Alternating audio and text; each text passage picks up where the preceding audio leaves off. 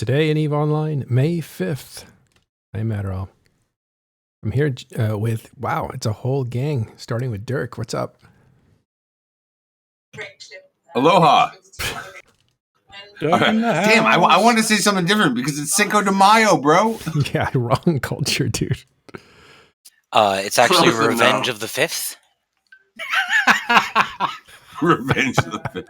Oh boy. Star Wars fans. Usually Matterall goes alphabetical, but he skipped me and Caleb for Dirk. Just one point. Exactly. He just exactly. That's kind of wrong. It's just a He's party. afraid Dirk's going to fall asleep.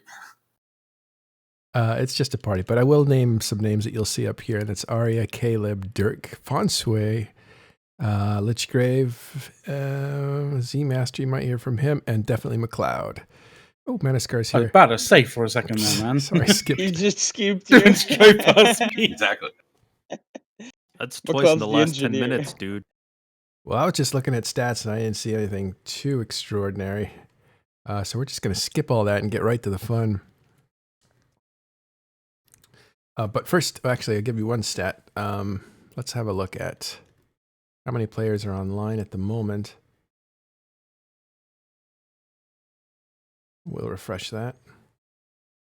So it's like 27,000. Looks like most of the instability is clearing up. As you can see on the left of this graph, there's a lot of jagged drops. Those are people who are losing connection to the game. But if you look at this 24-hour cycle, it's starting to look more like usual, more normal. So hopefully those DDoS attacks are over and EVE Online can get back to business, especially now as Capsuleer Day is almost upon us on well, it is today, right? May 5th. Mm-hmm. Well, Was starts that today. confirmed Today's the as beginning DDoS? of the. Yeah. Is it like Mhm. it I can't was have been wondering- DDoS type shit like through all this, right? I was just wondering, like, was that confirmed DDoS? Yeah, according to their forum post, it was DDoS. I think that's just like the gimme kind of like excuse for why Well, shit's they going haven't wrong. they haven't said that every single time there's been issues. In the past week, they said that they had some network connectivity issues. They did not attribute it to a cause, and only after that calmed down and then something else happened, they called it a DDoS. So I do believe that they're inspecting the traffic and looking at the actual issues and giving us some sort of diagnosis. Yeah, they did say they restarted servers at one point, so So this is just a bunch of things all happening at once. yeah. Hmm. If I look at EVE status, that's EVE_status on Twitter. It gives you just up to the minute information on what's going on. And it's just a lot of different things that they say here, like we're looking into certain things. And I don't think there's a definitive, but there definitely was a DDoS on their forums. They are saying that they will be reimbursing ships lost during high impact periods over the next few days. Good point. Yep. Does that mean they're expecting like high impact versions of this over the next few days? You're Mhm. telling me that extra large ship maintenance array is going back? The over the next few days is we will be issuing reimbursements over the next few days. That's Oh, maybe it's, that's what it's it is. awkwardly phrased. I'm like, wow, that's really planning ahead when you know that this stuff is going to keep going on for the next few days. I bet there'll be at least one player who submits one for their X70 fight. Of course you should, right? Like if you lose one up there. Right. Well, there you go. So DDoS or server problems, whatever it is, it looks like stability is coming back to EVE Online. And, it reminds me the amount of complaining that I've seen, people carping about not being able to get on. It reminded me of 2011. We were talking about that the other day, Caleb and I. And 2011 was known as the Summer of Rage because people were so mad at CCP and EVE Online's direction in general that there was a lot of features in the game that didn't live up to the hype and were kind of broken. And there's a lot of balance problems. And but it was that rage was a conglomeration of multiple things. One of those things was DDoS attacks from Lulsec, I think. So I'm going to say this instead of Dirk. The millennials of today, the dear summer children, they cry as loud at small fallouts of the server compared to what we did when everything was collapsing around CCP. We cried for real reasons. We fucking did. It was.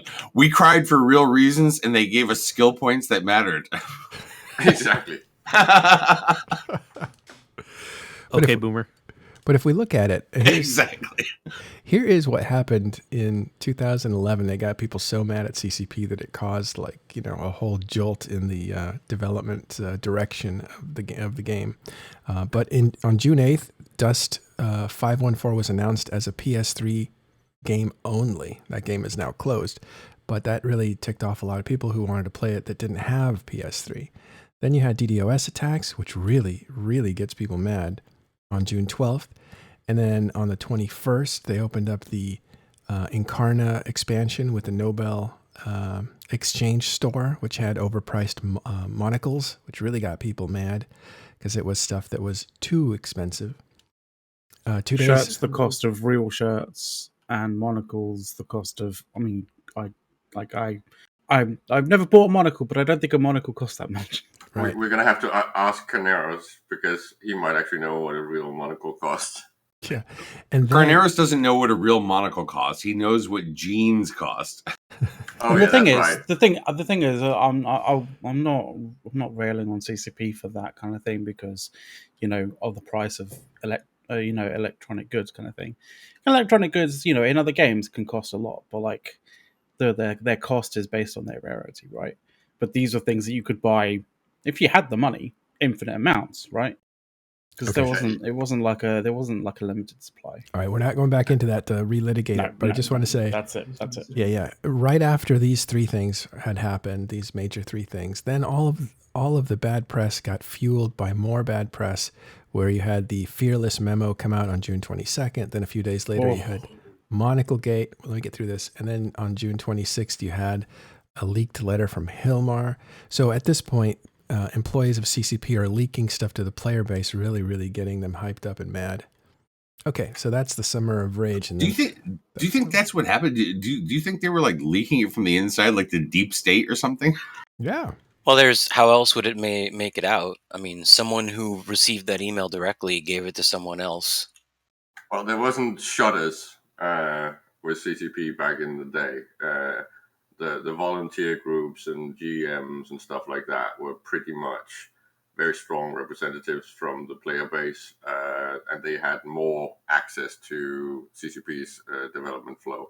So it's very easy for a leak to happen. It was not necessarily a CCP dev that intentionally leaked anything, but things would have been able to come out.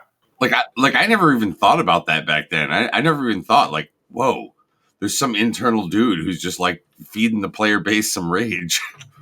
Well, that's where the Fearless document came from, right? I'm pretty sure that that was something that was, shared with a volunteer and eventually came out that way.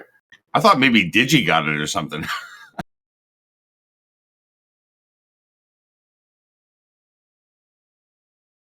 But you guys remember how that came out, right? You guys remember how that came out? That came out initially on EN24, right?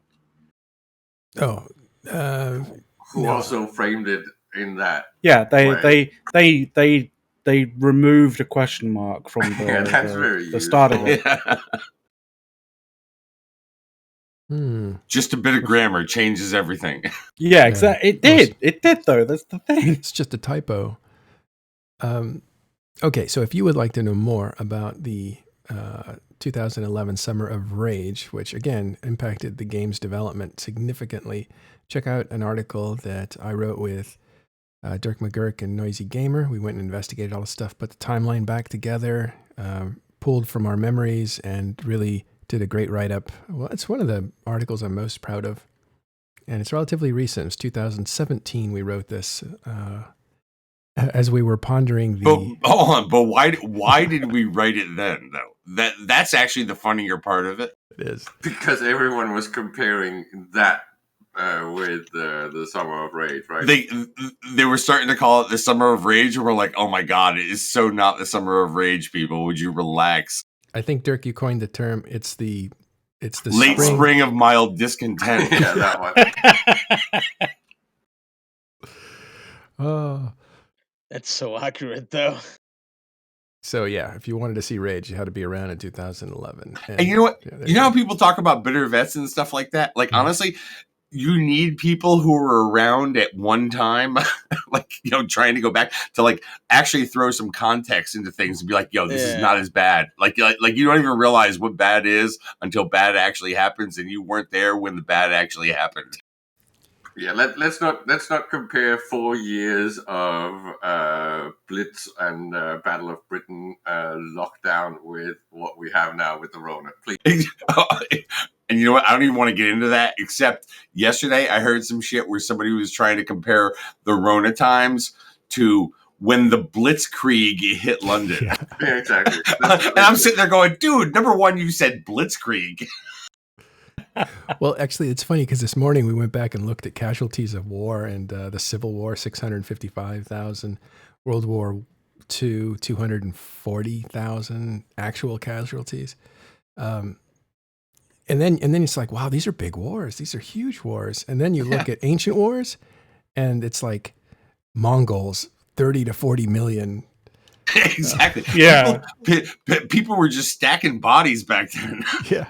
That's not really the funny thing. The funny thing is that well, none of it's funny, right? Because they're dead people. They forget to do it per capita globally. Because if you don't do that, the numbers are going to look fucking wrong. Well, we really are in a new time now, aren't we? Like, we're just literally sitting here talking about, like, you know, the murder hornets. The murder hornets, yes.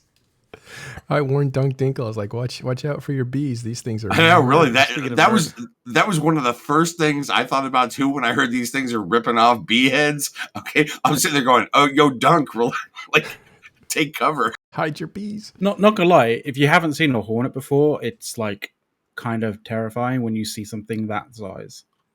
Is this the answer to goons?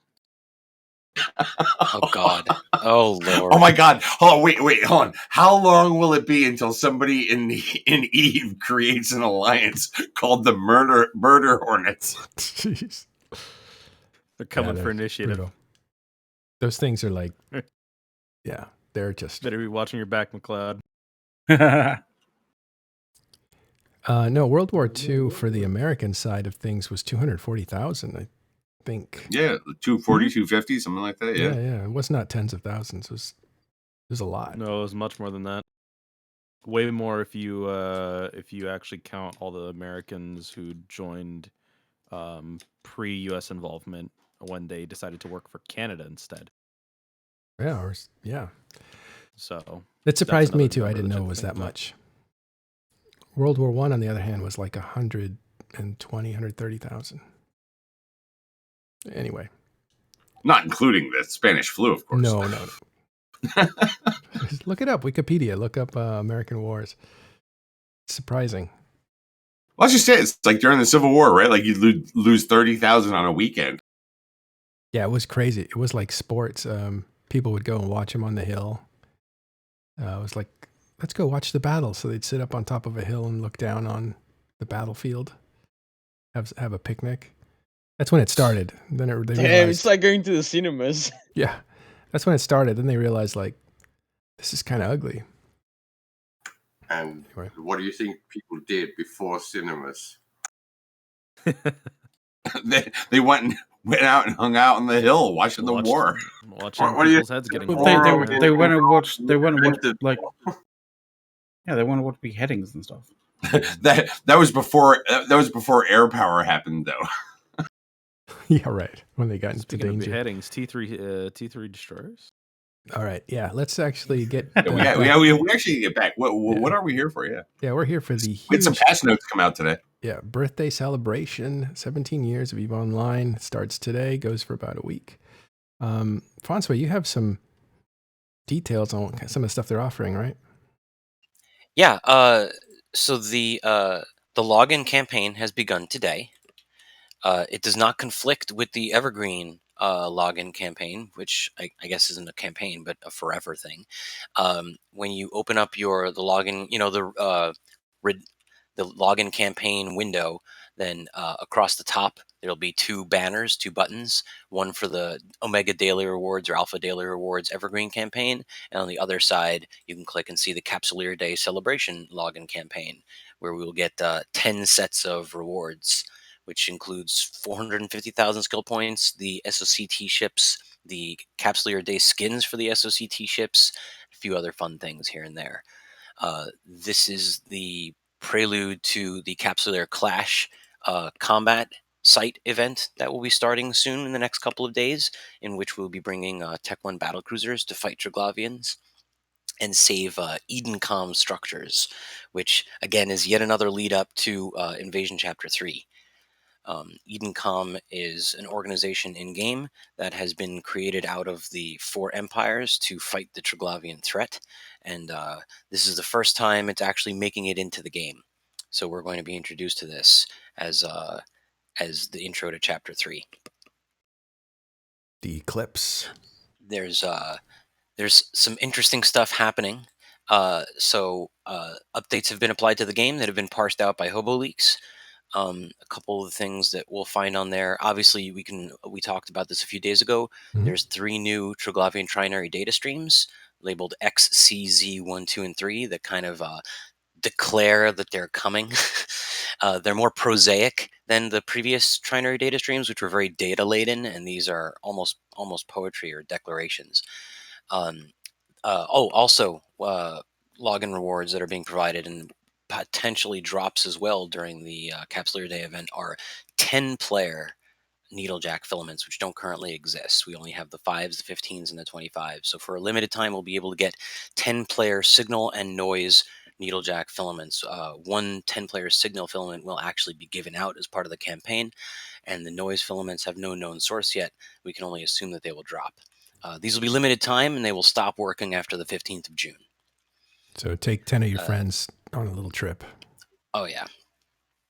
So some interesting items that have been added to the game and may or may not be visible yet, but will be involved in the Capsuleer Clash combat site. 4 particular items that are flavor items, but if you read their descriptions, they point at something very specific, and I'll read the core of them just now, not the whole, long text, and then we'll kind of analyze a little what that could mean, and I'll make a bit of a prediction. Mhm. So there's one item called the Predictive Light Cone Plotter, and the core of the description says, this particular item appears to be designed to predict future events as part of a sophisticated targeting system. Then there's the Spatiotemporal Boundary Detector, and that description says, this equipment seems to be intended to detect the boundaries of spatiotemporal distortions. The third item is the String Charge Evaluation Couple, and it says this highly advanced device is apparently capable of evaluating the charge of cosmic string elements in local spacetime.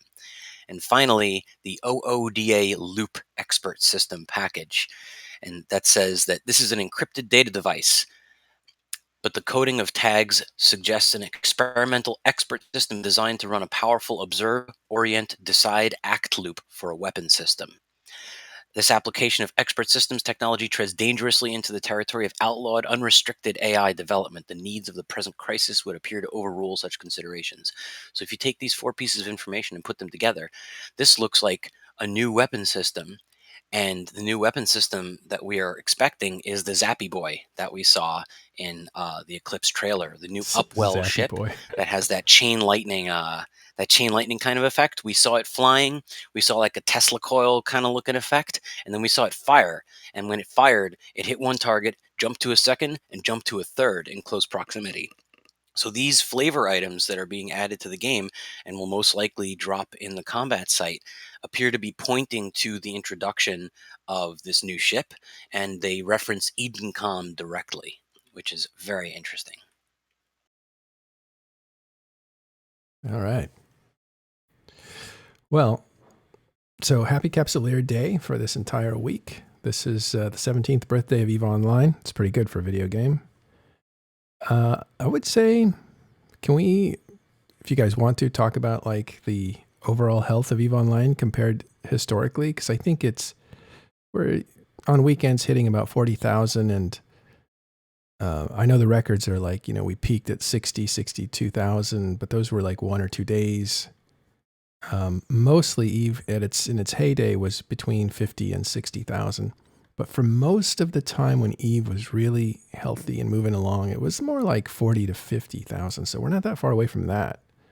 Yeah, you can pretty much soon, hopefully, cut 2009 till 2019 out, and then just connect the dots, the graph, and then see a steady rise coming back. Which is nuts if you consider 17 years, and right? Potentially over, right? Well, I think it shows like the fact there's still a desire an interest to see what it's all about. EVE Online from the outside is the fact they still generate interest is amazing, and the fact they retain. Right? We've had this ever since the Summer of Rage. We've always had a lot of new players coming in trying the game. The problem is they don't stay. The problem has historically the retention rate has always been the issue. I have a number of theories and thoughts on why the retention rate is what it is, but the greatest of which is that people come to EVE Online looking for a video game, and what they find is not a video game. They find a community hobby. It's a sandbox. It's a clubhouse with a bunch of different toys in it, and a game is something that you pick up, master, and put down, and then you're through with it. And that is not what we are playing here. So people that come looking for a video game and aren't prepared for a sandbox or a hobby or a community are not going to lock in, and that is one of the reasons why they walk away. It's also one of the reasons why it's common. It's common that players who end up staying are not probably, but very often here for their second or even third time. Like it took me twice. I played once and it was like it didn't catch me. I played for a year. It was kind of okay. And then I stopped. And then at some point I started again when I was ready for it. But it's because the first time I was looking for a video game and I didn't find it. And when I came here looking for what this thing actually is, then I stayed around. And an important part is, if you have been around before the Summer of Rage, you still remember the days when, and this is back to something Brisk said yesterday when he was commenting on the whole Summer of Rage thing, that CCP used to really push the envelope, right? They were really like in front with everything, and being part of the game from day one until the Summer of Rage, you felt like they were always bringing like the AAA plus game, right? Every single presentation, every keynote, every introduction of things down the pipe was mind-blowing. They didn't always deliver, but they delivered enough for us to keep going and keep being excited. After the Summer of Rage, someone neutered them and they became a lot more withdrawn and scary, or scared. I think Noisy coined the term torfiphobia, because one of the guys that used to really sell EVE was Torfi Franz, because he had these grand visions, and he also was always part of this next new step in EVE Online and New Eden brand. That was literally what he did. Like his whole thing was grand vision. Let me talk to you for a little while, and then 3 hours later, it was like, yeah, but it's like, wow, man, I totally belong to your church now. but then like a year later, you're like, okay, but where is all that, Torfi? Yeah, Torfi and Hilma, if you set them down and got them to talk about EVE, they would end up sounding like some crazy level transhumanist TED talk or something. You'd actually think it was a cult or something. Yeah, it did sound like this a cult? Yeah, but there's a whole lot of EVE that's like that, though. It's like, for all this like video game jib jab and whatnot, it's like, come on, let's be honest. It's like a different world simulator. Yeah, absolutely.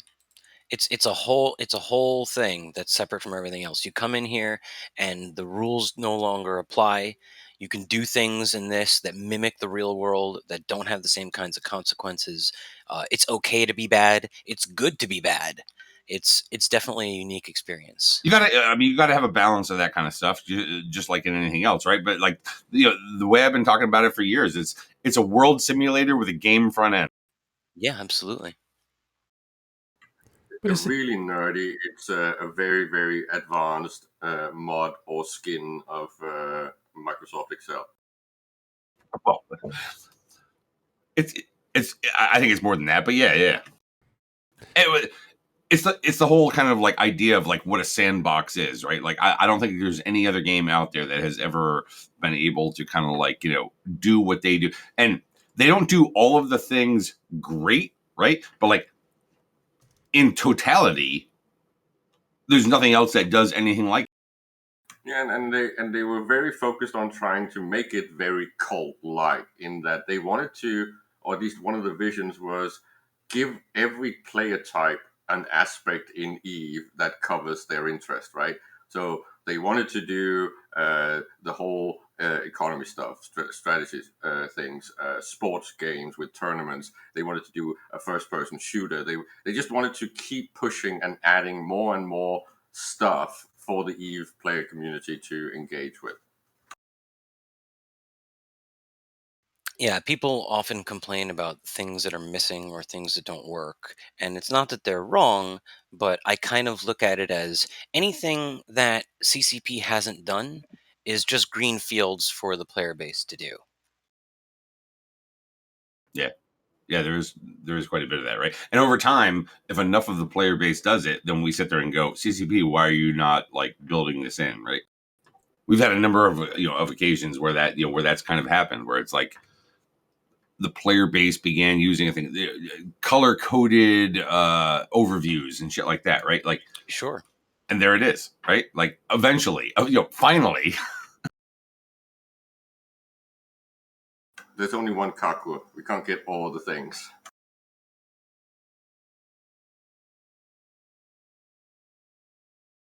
I put up on the, this is interesting. And I think what I'm going to do is like ask a question, take it off air so I can listen to you guys. But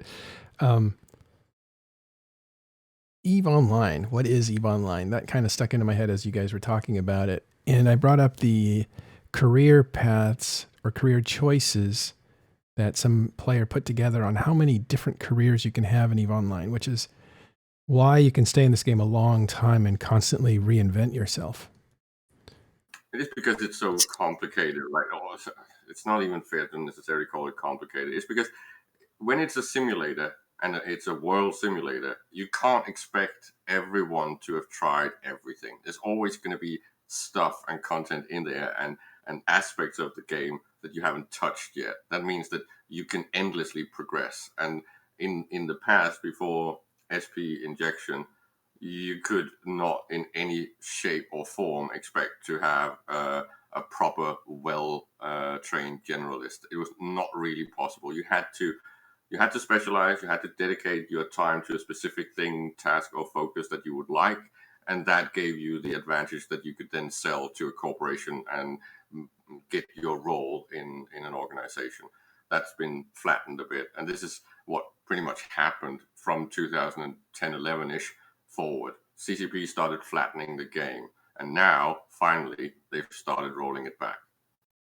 Yeah, I think one of the things you bring up there is actually a really good point. Like with the whole idea of skill points, right? Like, back when you had to earn them over time and whatnot, it was almost like if you wanted to move into a different area that was completely unrelated to where you had been and things like you had to take that kind of time. It was almost like you had to go back to school yourself to like be able to like get to that kind of next higher level, right? As opposed to just sort of like buying into it wholesale.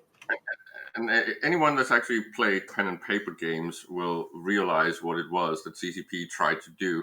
They tried to make sure that the advancement in skills was similar to advancement in levels in pen and paper games like Dungeons and Dragons. But with the twist, no one is ever left out. No one can ever play more hours than everyone else because it's real time. And because it's real time, then the exponential growth thing means that everyone had a natural catch up, just like in pen and paper. If you started with a level 1 character with a group that was level 10, the quest type and the reward types would mean that that character would actually catch up within 1 or 2 sessions, simply because of the way that experience points scaled in level acquirement. And it was similar ideology that was brought into EVE. And that meant that they didn't need a catch-up mechanic, because if you came in, you would at the most be a few months behind. You would catch up with everyone else because a level 1, level 2, level 3 was basically so much faster that the level 3 would not really have reached level 4 yet. So that's the idea of the design. That's when I talk about EVE's original vision, it's many of these things that most people don't really think about or notice, but they were there from the start and it worked. And CCP have broken many of these original ideas. Well, and that happens when you have kind of like a world that has existed for as long as this has, right? Like, they had to find a way of being able to be like, okay, this is not 2005 anymore. Yeah, this I don't game think is anyone expected it to be 10, no 15 longer years. it's no longer the same type of game. It can't be.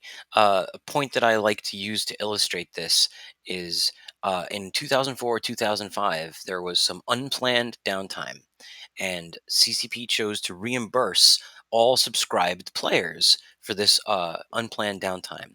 And their chosen form of reimbursement was 200,000 ISK. That's what they gave everyone, and that mattered at that time. Dude, you were And freaking rich when you got 200,000 ISK. yeah, that was a big deal, and that number is laughable now because it's a different game with more players. It's more mature. There's this community knowledge that exists of how to operate within this sandbox. There's there's infrastructure that has been built up. There's people with resources and the skills trained to produce and obtain the resources, manufacture the items, get them to market, etc. All this framework exists already. We're not starting from scorched earth ground zero where you gotta no one has anything and you have to build your very first frigate because no one's selling it because no one has their very first frigate. It's a different game. Which is why someone unironically said that the battle we just had with the Dreads would have been equivalent to a rather big battleship brawl back in the day, because that's the value. They are actually comparable. Absolutely. All right.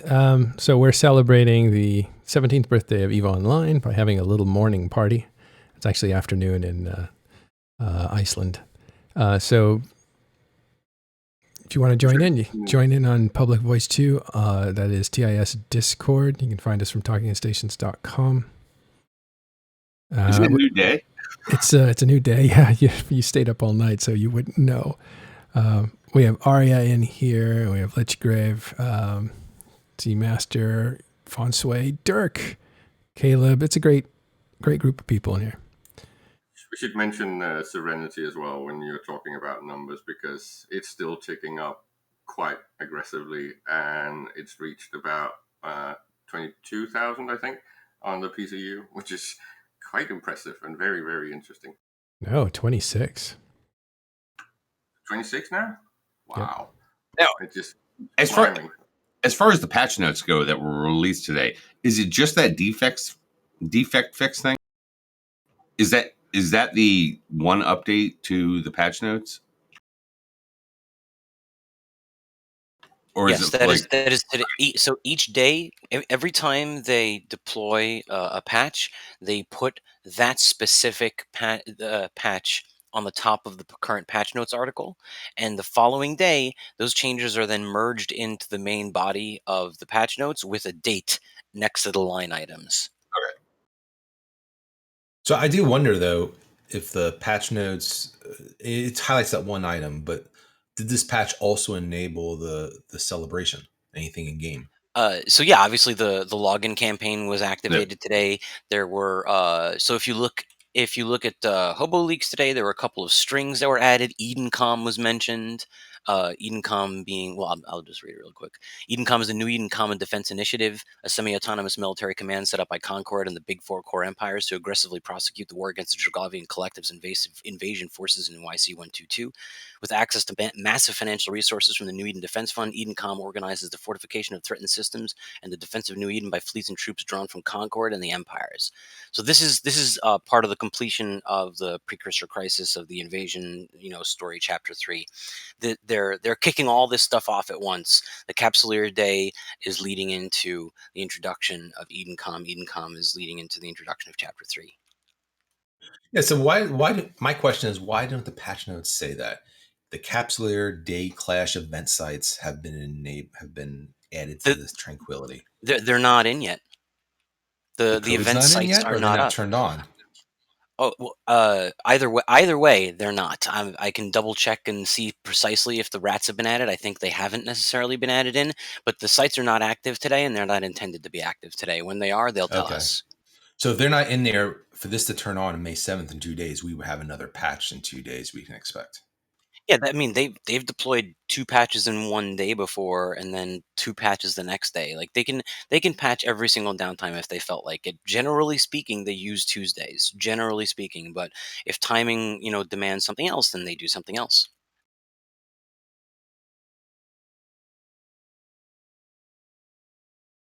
They also sometimes like to troll us a little bit by shifting things around. Yeah, there have been a number of times where they have patched the code in on Tuesday and then enabled whatever that code was doing the next day on Wednesday. That has been common this year. Now that is exactly the point I was trying to make, and you started telling me that the code's not in there. But if that's what they did, if the code went in today and they're going to turn it on the 7th, I think it would have been nice in the patch notes to say that it was delivered, because that is what actually changed. It may not be turned on yet, but then they delivered it. If it's not published, if it's not accessible to players, if it's not visible, then the code is not relevant. They won't ever publish that. Not until it's something that actually impacts the live game. That's what patch notes are from a development perspective. Like that, we don't care if there's code if it's not active and doesn't do anything for us. Like the average player isn't going to be impacted by this. I don't understand how Dirk is still awake. Oh, he went and had a nap. Good day, Brisk. How I roll, bro. Dude, He had a power nap for like an hour. I went to bed at 3 and you were still up, and then I woke up at 10 and you're still up. I went to bed at 7:30 and then woke up at 9:30 playing YouTube videos, and my wife is like, "What are you doing? Having a party?" I'm like, "Kinda."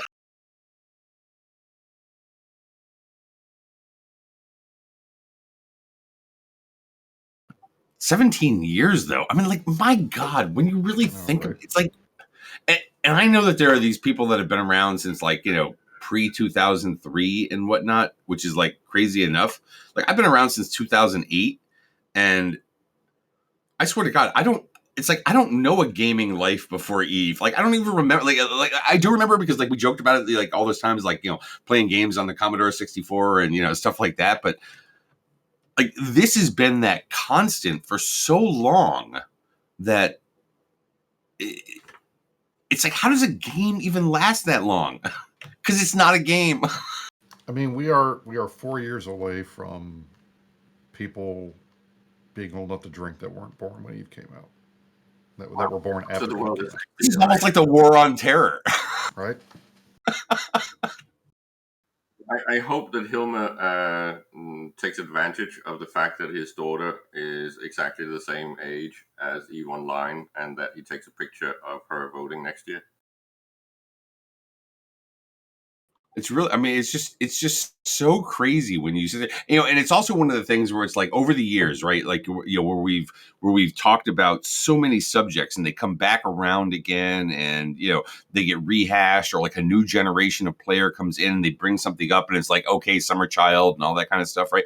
It's like your own children kind of growing up in something and being like, Daddy, why is this like this? We literally had the whole boomer joke in Eve before the boomer joke. Before the whole boomer, before the whole boomer thing came around, right? It's like, we called them bitter vets or whatever the hell it was, summer right? Children and summer children and bitter vets, right? And I'm pretty sure summer children is actually a mittens thing. I mean, it really is kind of, it's funny, and then at other times it gets kind of contentious and all that. But like, the fact of the matter is when you're dealing with this thing that they've had to maintain for all of these years, as well as build upon, so that people don't get all freaking ragey about how like they're not expanding or what have you. It's kind of like in all those early years when they were expanding. We used to talk about things called Jesus features, which were like these big, massive expansions to the game and things like that. And nowadays, a Jesus feature is really kind of like revamping something that technically already existed, but they're bringing it into kind of a modern era. So like when you talk about something like going from like the pause era, like we still haven't gotten through it yet, but like going from the pause era, and stations and things like that, right? To citadels and all of what the new structure thing, was like such a massive undertaking for them. Or just balancing of the game on kind of a normal basis is so much more now than when, there were far fewer ship classes and things like that. Far fewer. The actual market list of item has grown proportionally like several folds. It's like bonkers these days. I mean, it really is quite incredible. Like, I've said this before that like you go out there and you play some of these, get like a Ubisoft game. Let's just say, right? You go out there, you play this Ubisoft game, you finally get to the end of it and whatnot. And it rolls this stream of credits at the end, right? And all of the different places that are involved, all of the different kind of, studios that are involved with it and the people that are involved with it and all that kind of stuff. And you sit there and go, and not one of those places would take on something on this kind of scale. Now you got to be a crazy Icelander to do that. Yeah, I mean, like, and that, back when they were like dreaming this thing up and like saying, hey, bros, why don't we make this thing? Like they were never. What were they thinking? 3 to 5 years in the future? Yeah, they were basically thinking, let's try and make a high-end scaled version of something like Frontier Elite, right? That was kind of their inspiration, and then they pretty much just came up with a really interesting MMO version of this, right? Because it was also in the early days of MMOs. And when they launched it, I don't think they had any idea what it would grow into. Because it's almost like the opposite of what other games suffered, right? Where the player base almost broke the mold, right? And broke the design. In Eve, it's actually the opposite. The players broke it by making it alive. It's why it's called lightning in a bottle. The sheer odds against success in an endeavor of this type pretty much meant by definition to try something like this, you had to be crazy.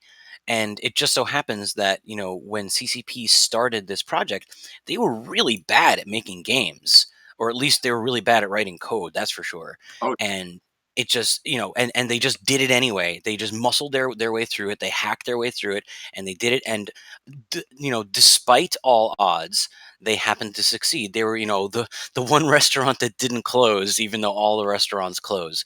And now we are still paying off the technical debt incurred by that brute force, effort that was done early on. Like, just make it work, just make a game. It doesn't matter if it's coded well or not. And slowly but surely that technical debt is being paid off. And I think that we're every year we're closer to removing a lot of the crap that is crapping the system up. Basically, what Nick's pointing out with the fact that we put everyone on the same server, that was ridiculous back then. Putting everyone in an MMO on the same server on a single shot was just bonkers. But again, this was the whole premise, right? The Circle of Life design, the very good economic simulation thing on how people were supposed to interact with trade was extremely novel, right? And then combine that with a single shot. it was just that was the magic. The fact that it combined into something that became alive is almost like the whole primordial soup scenario all over again. But going back to that kind of like idea of like what could they have been expecting? 3 to 5 years, right? They didn't give a shit about technical debt because it was like, yeah, how long does a game last for? Like when again, go back to a Ubisoft, doing a Ghost Recon kind of freaking game or something like that, right? Like they don't care about technical debt because that game is just going to be kind of what it is for 2 years, maybe 3, and then it's like completely vanished from existence, sort of a thing.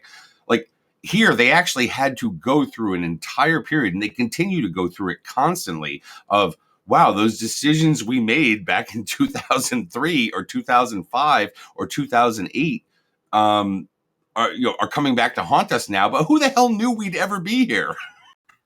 And it's also linked to the fact that, and I bring this up every time because I think it's relevant for people to know.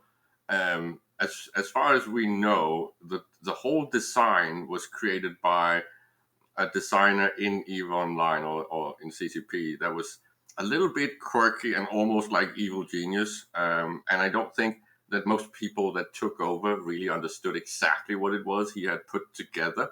And he also ended up being pushed out.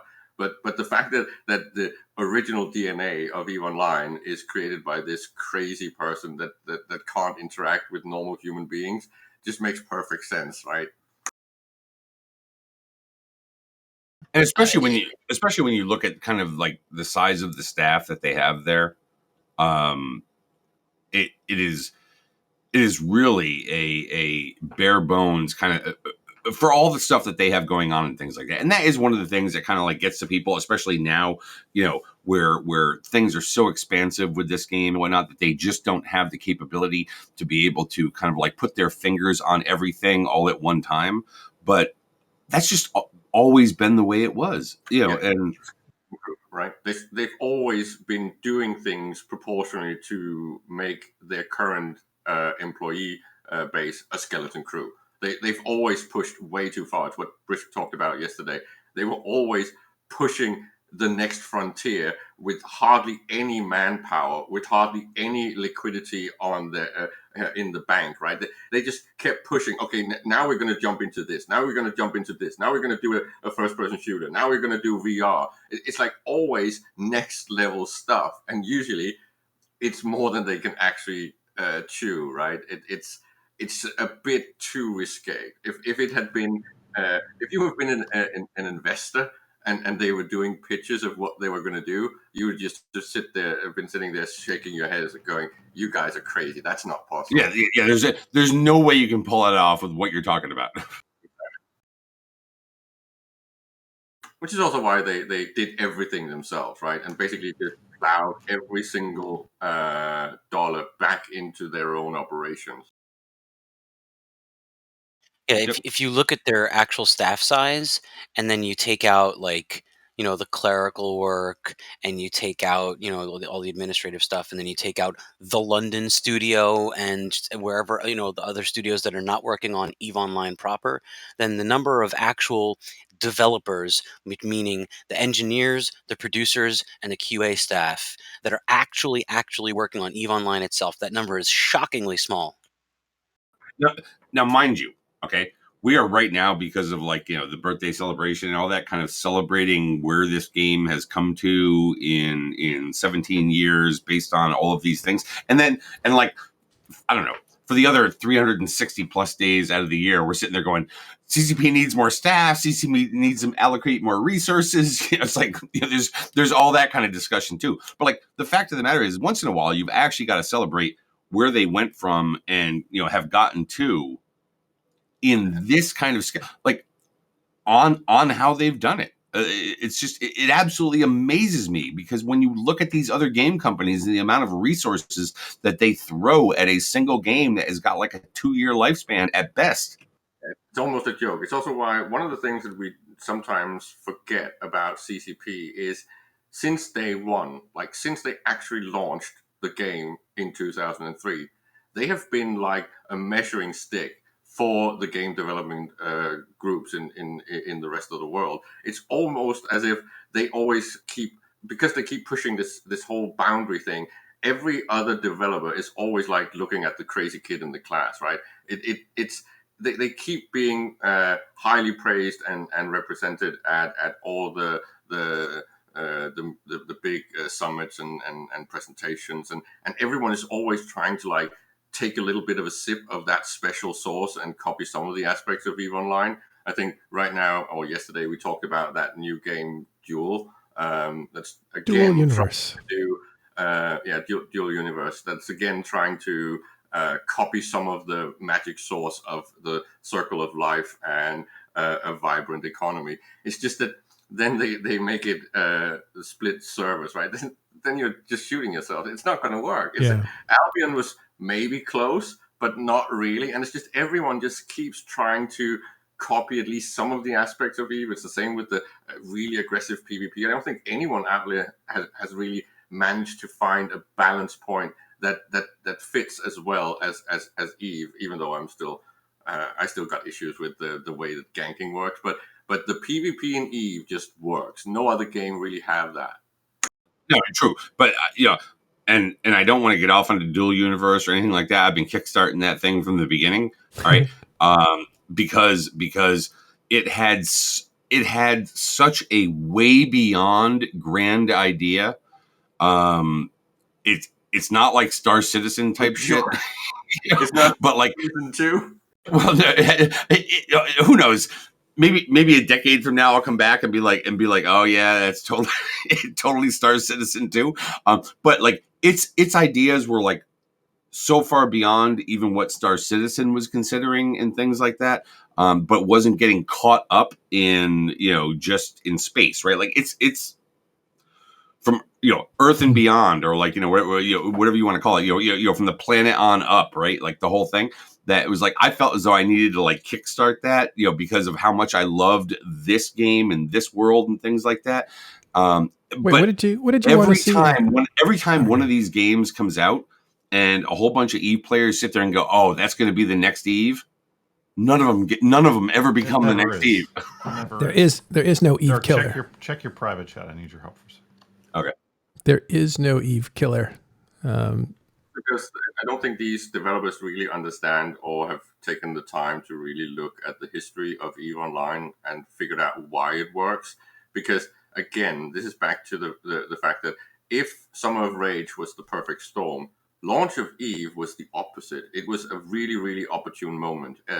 Everything was just really good timing or lucky timing, right? You mentioned Earth and Beyond. There was just so many things in the player base's expectation. The fact that some things were closing down, that whole mentality, and then you were still in a massive growth of people coming into the gaming community.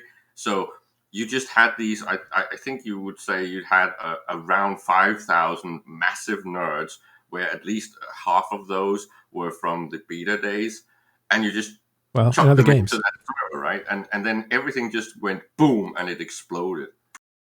They were also from other games. It's interesting when you look at... Go ahead. It's interesting when you look back at where the MMO genre is now. A lot of game companies are struggling at making the next successful MMO. And EVE has done some things that it's been very hard for other MMOs to really duplicate. You can start EVE today and you can catch up. And that is a big deal. A lot of MMOs, if you're behind, you're behind. And it's hard to catch up to the people who got in a year, 2 years ahead of you.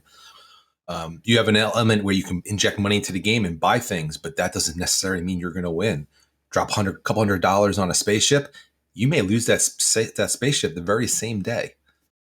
Yeah, spending money without having knowledge is just making you a more valuable target for other players.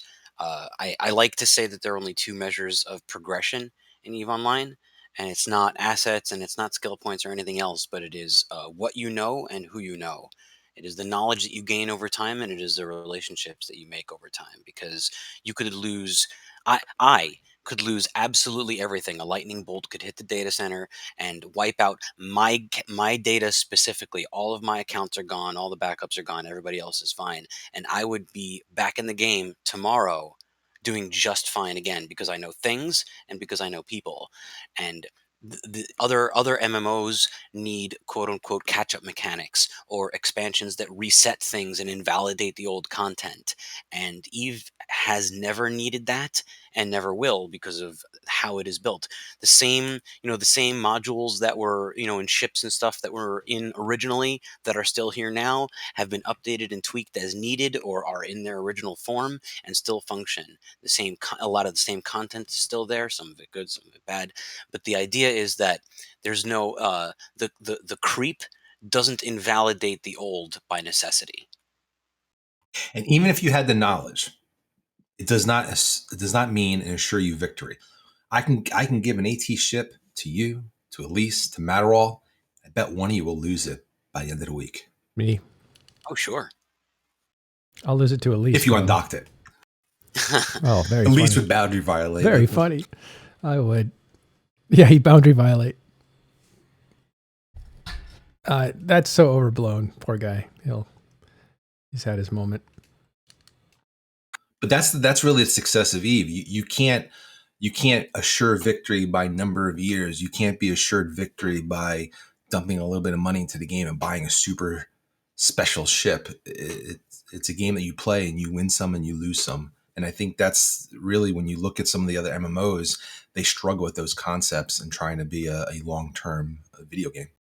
Some of the things that most people don't really know is also the fact that when CCP launched EVE Online, they did so with a lot of training wheels. They had a lot of supportive design that pretty much serviced you and helped you get things going. It was like the nursery home thing for plants, right?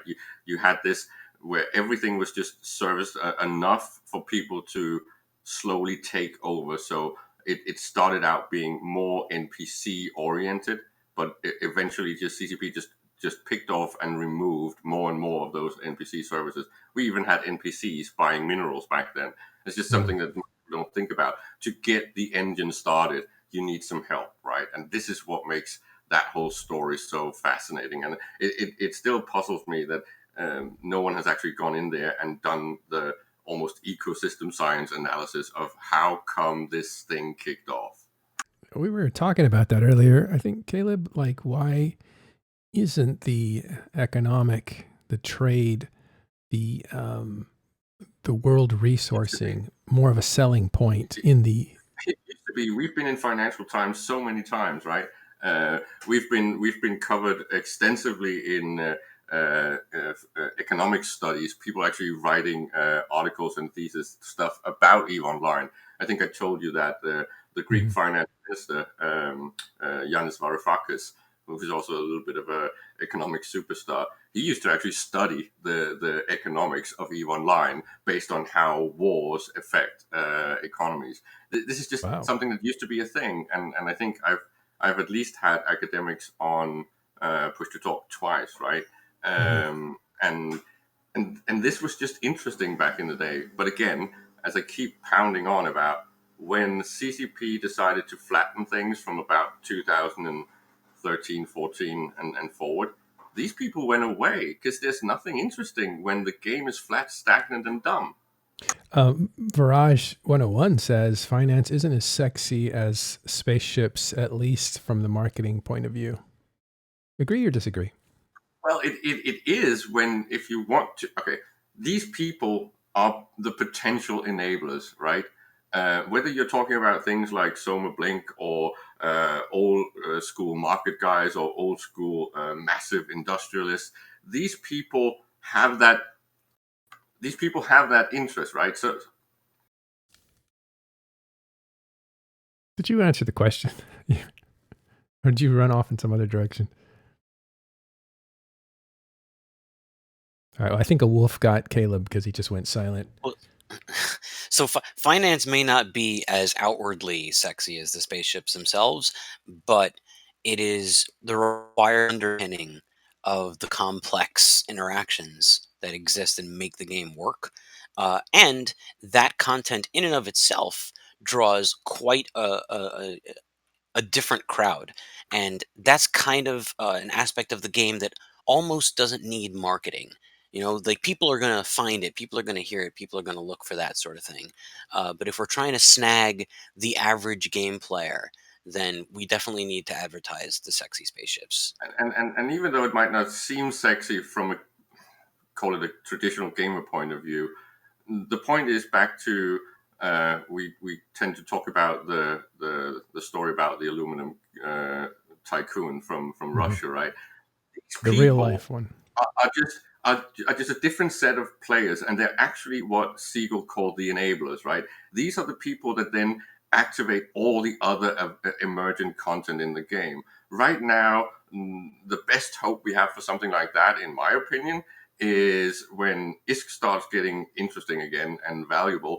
You will have things like high-sec industry, high-sec finance, people like Willy and his trading tower. All of these things are going to start being the next thing that generates a lot of potential gameplay.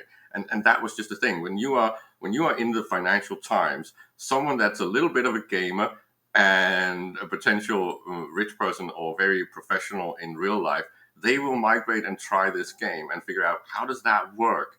And when they get it, they will be a massive benefit to the EVE ecosystem. But doesn't, going back to that question, spaceships are sexier than economy, isn't that a self-fulfilling prophecy? But you broke up there. But again, this is back to, okay, this is something that I tease Ashtarothi with a lot, right? Because he does a lot of sexy spaceship stuff. And I keep saying, yeah, that's fine, but it's not newsworthy. And in a massive multiplayer game, it's really all about what's newsworthy. What is newsworthy? Newsworthy is stories that matter to everyone and to the entire sandbox in one way or another. And when there's big null fights, that's a thing. When there's big scams, that's a thing. When there's all these big style changes coming in, whether they are player created or CCP created, that is newsworthy. This is what you talk about. This is what we sit down, break down, and do analysis of, to the point where the EVE player base is a lot better at data analysis than even the most trained CCP devs, right? This goes back to the big career chart that you pulled up earlier, Matterall. There are so many different areas of this game that, I should say, of this sandbox, that do not touch spaceships at all. They don't involve undocking. They don't even necessarily involve logging in to the game client itself. You can uh, form your own entire game. You can craft an entire experience within the sandbox that exists in spreadsheets and web tools and ESI and never even loads in the game client. There are social aspects and there are those analytical aspects, and these are all valid engagements with this particular sandbox and community. This is such an expansive hobby, and it really is a world simulator, and it's obviously not perfect. It doesn't include absolutely every aspect of real life because it can't. But the reason I feel why this game is so successful and continues to be is because of the sheer quantity of areas that it touches and CCP's recognition and support of that. Like they know that these exist. This chart is quoted every single week. People are linking this and talking about it. And I think that's on the left hand side or something where you look and you see the areas that don't involve logging in. It's all social. This has opportunities for content creators to make propaganda, for graphic artists to practice their craft. I mean, there's so much. There's a whole column there says out of game, literally how to play this game out of the game. What other game has that? What other game has that quite as integrated into the lifeblood that everybody knows about? So I do think that needs more publicity, and I do think that needs to be pushed a lot harder, and we will get a lot more people. But as Caleb says, there has been a lot of homogenization of certain ecosystem aspects of the game, and that has caused some of the more advanced individuals who deal on ecosystem level to kind of not be so interested. And I do think that a little bit of complexity or stratification is going to have to be added back in to attract them back. Yeah, because that's your second thing, right? If you are an enabler and especially a metagame content provider, you will still touch the client with one of your favorite interests. And that's usually a very specialized thing, right? So you might be doing, say, only one type of industry, or only one type of market stuff, or only one type of organizational management. So you will still log in and do stuff. Of course, there's third-party tools that can make that quite a minimal thing, right? But just the mere fact that something like a patch, like we got with the shake up of Supers and Titans, it still required. I think Arenda said he spent about 72 hours just crunching numbers, because that's what you need to do to get all the doctrines to match up and make sure that everything is still working, or if you need to start shifting into new types of fleets in the doctrine. All of that stuff is such a meta layer, and you don't log in necessarily except to get the data, but it's still hard work, right? There's so much gameplay that does not have anything to do with the client, and Matterall, of course, is a great example of that. He's in the whole is that a compliment or? It is, because yes, it is. We've had Eve Media from what, late 2004, early 2005. I think Eve Guardian launched, which was basically one of the first attempts to do proper Eve Media. That was you, wasn't it? No, it was actually another guy. Then they inherited it, and I was a writer there. But the point is that we've been around since almost day one, and then we have all the creatives, the artists, the people making music, and all of these added fan-based content creators, right? And some of it is extremely tied to what goes on in the game, and some is not. So it's just, you can definitely take this game and make it a massive hobby, and any real skill set can be used in this game. So I'm sure that there's a bunch of people listening right now who are graphic artists or software developers, code engineers that do this, and they do this in their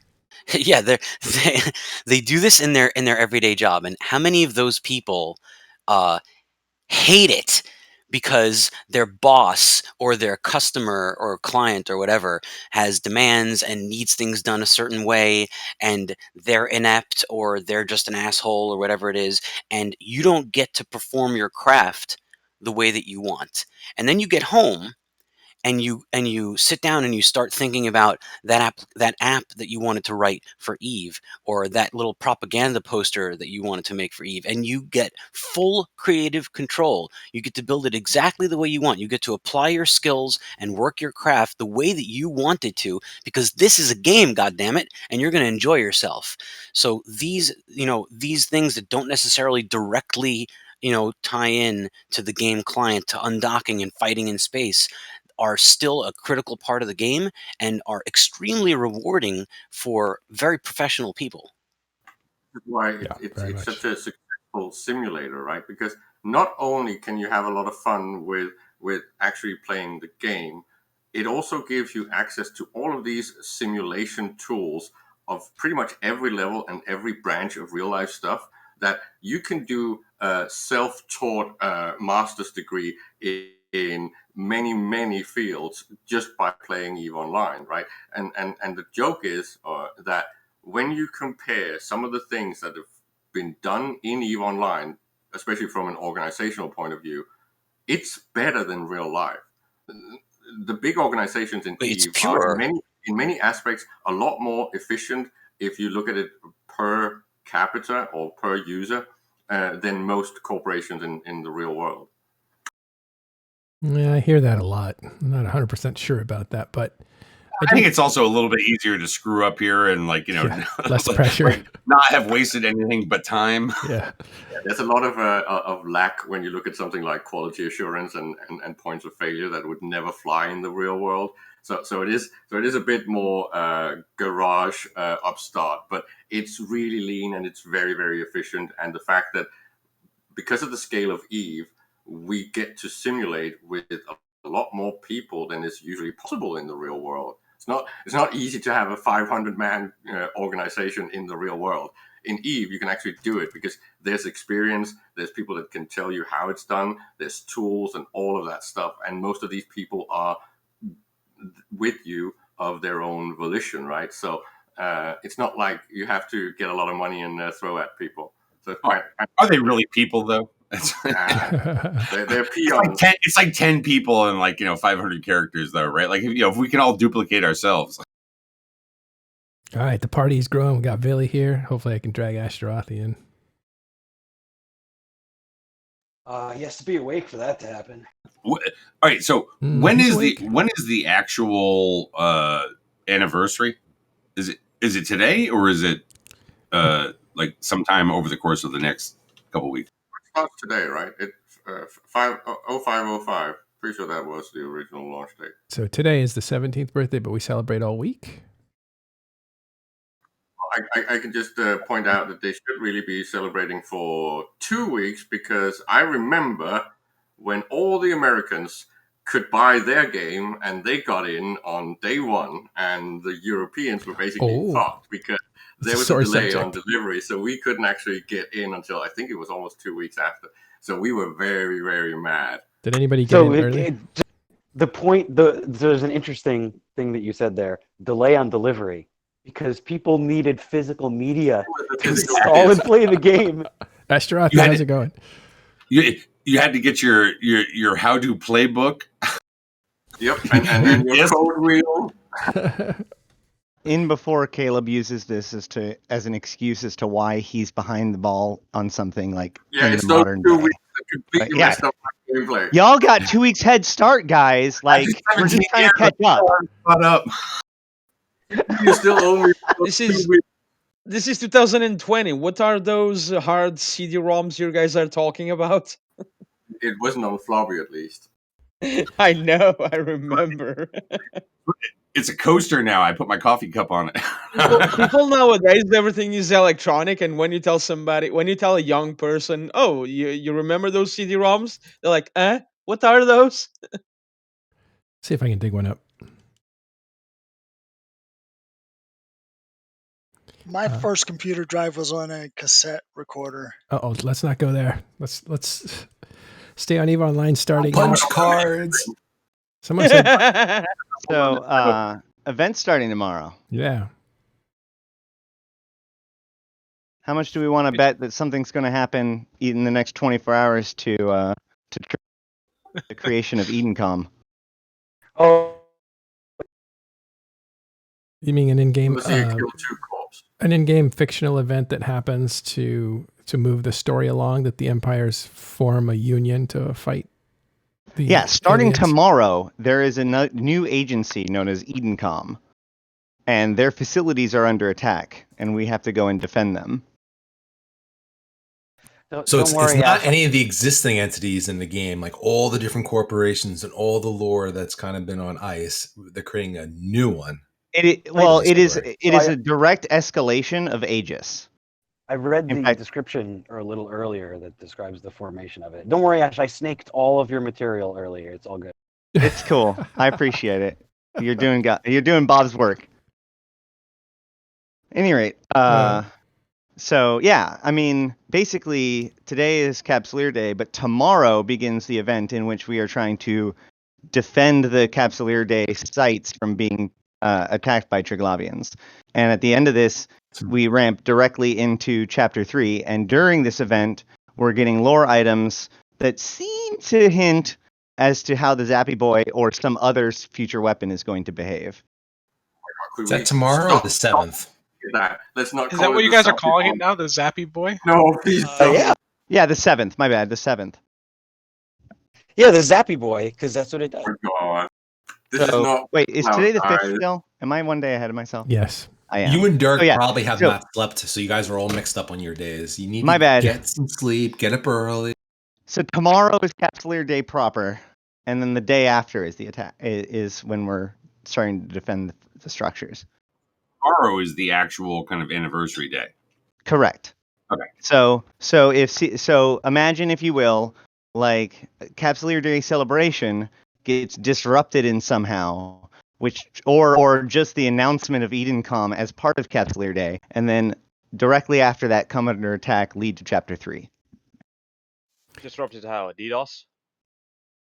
That's I I would say that's hilarious, but it's a little depressing at this point. Well, it's mostly fixed today, it looks like, so. Now you said it. Now we're all Of course it's fixed. The Abyss event is over, and they've already killed my Nurgle. How are you? Well, you can get that Abyss event is reimbursed. still going Oh no, today. we get the Abyss event till the 11th. Oh, my bad. Whatever. I'm still angry. So are we getting any swag for this anniversary? Yeah, there's like shirts and caps, and of course all the skins. Everybody gets a free. Omegas get a free set of SOCT ships and skins to go along with them. There's another set of Capsuleer Day skins that don't seem to be given away, so the assumption is that they're going to drop in the sites. We also are getting the boosters, including the Glamourix booster for standings. I really wanted that Kainoki face mask. Standings boosters? Has that ever been a thing before? Yeah, so there's this they called the used to be. Glamourix booster, which increases your standings gains by a certain percentage. And they're out for a while, but then they expired last November. And everybody used them to do tons and tons of burner missions. And so they are back for just this period of time. So like you can get cerebral accelerators and stuff like that, but now you can also get Glamourix boosters as part of it. Also, fun to note, the new roadie skins are in the store. Already bought my set. They look really nice. Yeah, they're nice and inexpensive. I know.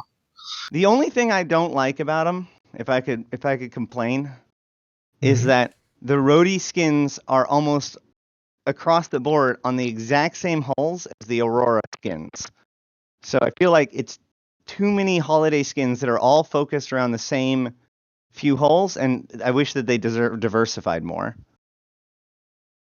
I just wish that they had the hologram for the permaban holograms like skin. Yes.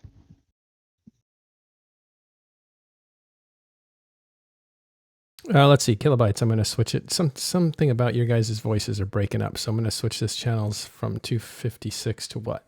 124. Oh, you're going to go down to Everybody's 120. clear to each other here. Maybe it's you. You were kind of breaking up, Ash, but like I don't think it was. I don't think it's actually got to do with the bandwidth of the channel. Let me check. I have no problem. It says here. We'll do this change technically, see if we can keep you guys from breaking up. But it says going above 64 bits may adversely affect people with poor connections. So you guys that are breaking up are poors. I don't tell you. You sound great now. I'm just kidding. Thanks. We'll see what happens. No pores. No connection pores. Hashtag no poor connections. I'm just waiting for everyone to turn moderator's channel because Matterall misclicked. Oh boy.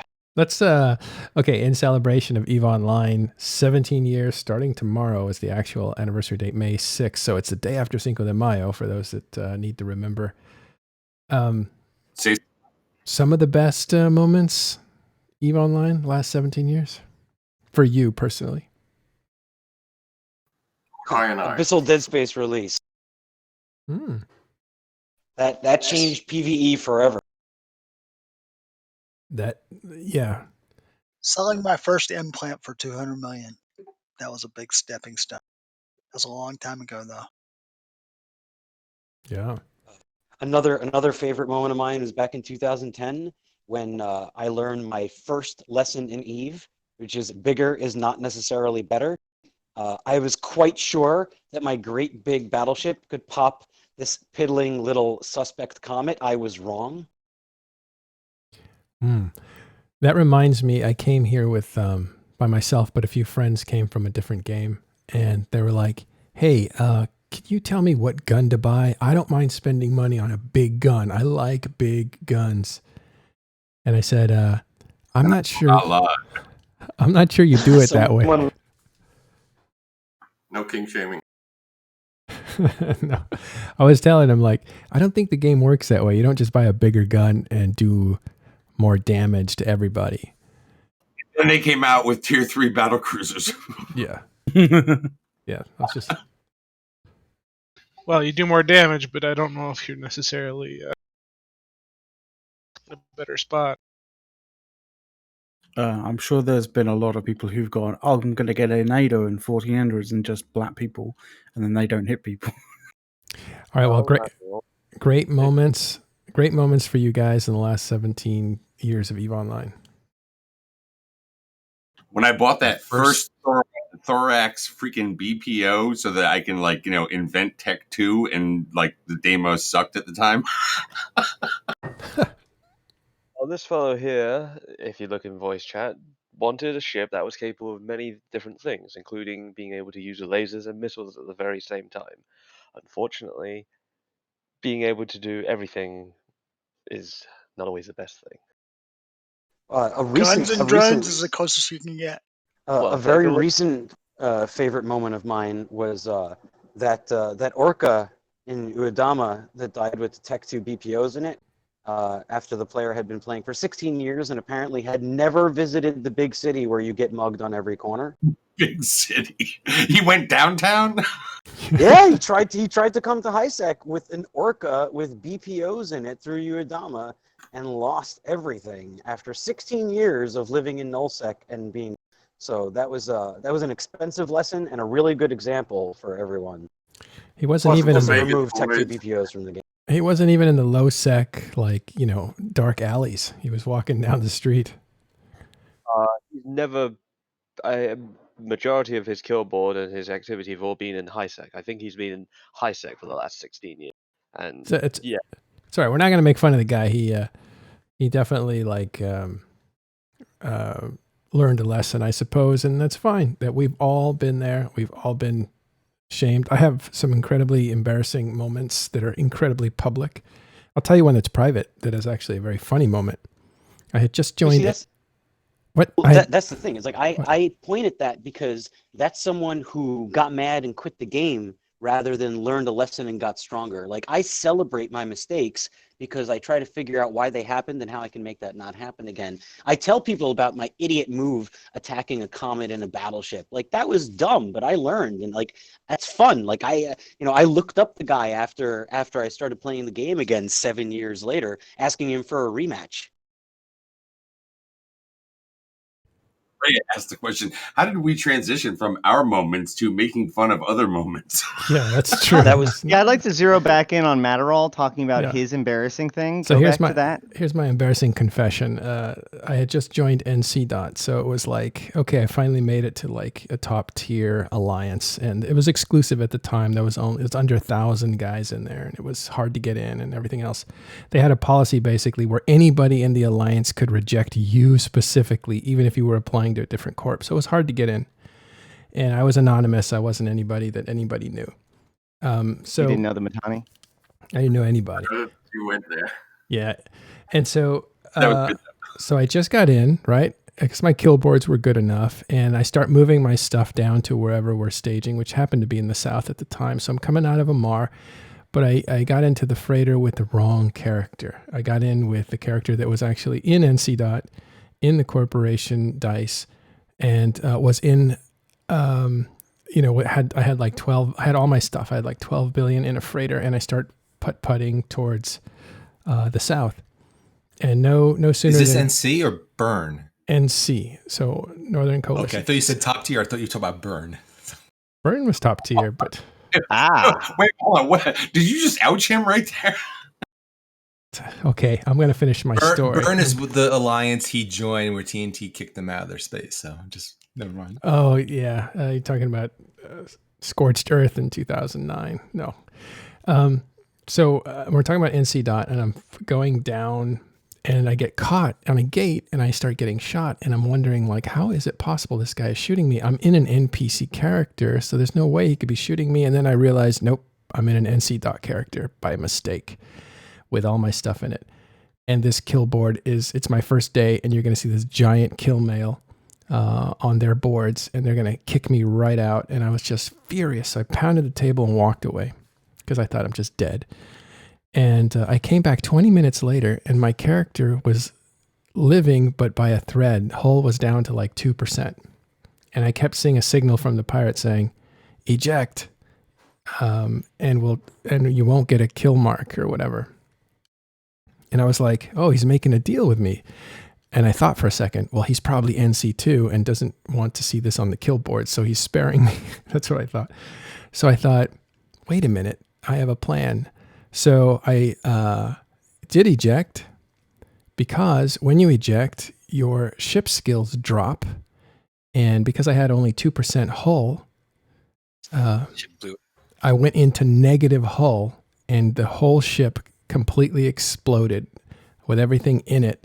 But because I had done that, it didn't show up on the kill boards. That's changed now. Now the most recent pilot of a ship is the owner of that ship, and if you eject and it's killed in space with no one in it, it's still assigned to you. Okay. Well, anyway, I totally evaded a really embarrassing moment in private, but I've now made it public, where my freighter was destroyed for, I think it might have been like 12 to 20 billion, which was a lot at the time. A lot. It's interesting that the level of killboard focus there used to be, especially compared to now. And there's still quite a bit focused now, but I imagine it was much more prevalent and much more important before. Oh yeah, back in the day, like every leadership of most alliances would troll over their kill boards in the same way that like a hardcore raiding group in another game may like pore over the logs to find the DPS that died too early or whatever. In the same way, leadership are constantly hunting, because every single loss that was dumb was basically an attraction of negative, attention, and every success, like this is basically your first advertisement, right? Like when you are selecting how good an organization is, the first thing you do is look at their kill board to see their efficiency, or like, that's how you could say like this team is better than that team. And here's a little secret. There's a lot of focus on that. Here's a little secret for people who are looking for corporations, or if you're looking to groom yourself for a corporation, if people care about kill boards. If you have a 90 to 100% efficiency rate, you're not a very risky player. You're probably not a very good PvPer, actually, because to me, it seems like the good corporations have about 75 to 85% because they're out there fighting and losing and winning. They just win most of the time, but they fight like crazy. So if it's 2%, a bit of that is based on the way. A bit of that is based on the way in which you PvP. If you're involved in nullsec and you do a lot of fleet stuff, because of the way the kills actually attribute to you. So if you kill, like, if you're in one big fleet fight, you'll kill 100 ships and lose one, right? And your efficiency will go through the roof. So most nullsec players have a very high efficiency, but the group as a whole won't. Right, the group as a whole. You're right. And that's what you look for. There's a point where it used to be, right now it's all ISK efficiency, but back in the day, before we had these global kill boards, each corporation had their own kill board, and there was only a couple like global ones. I remember Battle Clinic was one of them. And what Battle Clinic did is it had a ranking system, and you could browse corporations by ranking, next page, previous page, and it was all point based. So if you had a 10v1, you killed that guy, you get very little points. But if you were in a 1v10, different. You get far more points, and that would move your corporation and pilot up in rankings. We should so bring it's a very that different back. way of measuring. Good old ginger magician. I don't know if anybody remembers.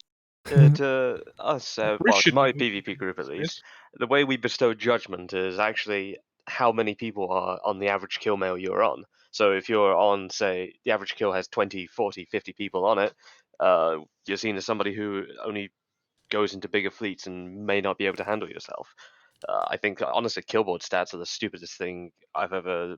Well, people caring about killboard stats is pretty dumb. Everybody says that, but this is a late stage development, though. Like, it took time for people to come to that conclusion. Over time, the obsession with killboards gave way to people having these arguments like, well, really? I mean, if all you're doing is blobbing people, what does that mean? And like people going back and forth about why their killboard stats are actually good and not bad. and eventually the entire thing kind of starts to be eroded away. Well, it's materialism and vanity to judge somebody simply based on some numbers and, well, not judging them for who they are. I can't tell if that's a joke or not. Like, people are judged by their numbers all the time. Welcome to in every game, Judging by numbers, in real life. Well, yeah, judging by numbers makes sense, but let's look at the relevant and correct numbers, not the numbers that tell the wrong story or don't tell any story at all. Well, I mean, this is pretty much the same as like using the PCU, right? Like, it's not that kill board stats were the best metric, but it was the only metric that they had, and therefore they became obsessed with it like it was a crystal ball. It was really funny when people would join and have low statistics. They would say, "I'm a Logi pilot." So the joke was like, everybody's a Logi pilot that has bad statistics. Well, actually, that's been a huge issue. That's part of why Logi on kill mails has been an issue, because it's very difficult for people to get the recognition for doing what they do in fleets as Logi pilots, right? Because you are effectively sacrificing the fact that you will be on 100 kill mails and have 100 recorded, scores with you, versus, the Logi pilots who receive none, right? Or very few. So what they do to investigate you, if you say, I'm a Logi pilot, they look at how many times you've died and what ships you die in. And it should be all Logi if that's what you're claiming. So there's more investigation. But that's not always true either, though, right? I run into this problem all the time. You could be so good you survive all the time, yeah. I will have people like dismiss me or like be like, you haven't been on a kill in 3 months. Yeah. When Ash is not on kills, that means we won. Oh. If you only measure DPS, which is basically what we're doing, you're only getting like a third of the actual activity going on a field, right?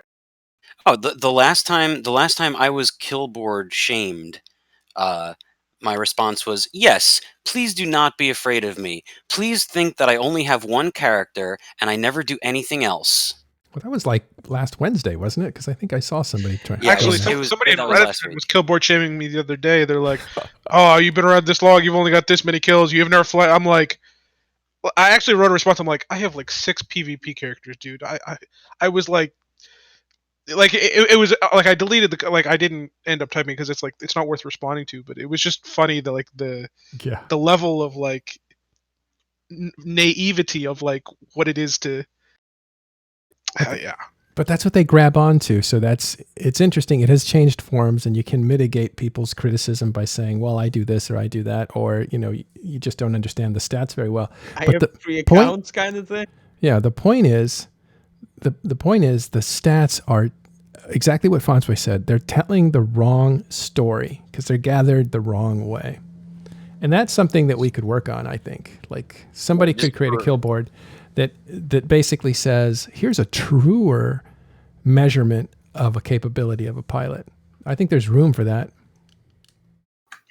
I think we're all really smart players. We know how to min-max everything. So when you have a system that says to maximize my score in this system, I need to kill as much ISK as possible and lose as little ISK as possible. I'll do what it takes to do that. Sure. And naturally, not every single player is going to do that. Organizations have their own goals. But we have a kill board system today that incentivizes winning at whatever cost. Well, not even winning, but just participating in the right fights. If there is a Titan trapped, you go and you get your shot into it so that all that damage or ISK loss registers on your character. You shoot structures, you used to shoot pauses. Like those are the missions that you take in order to pad your kill board. Yeah, whoring on kill mails is a thing.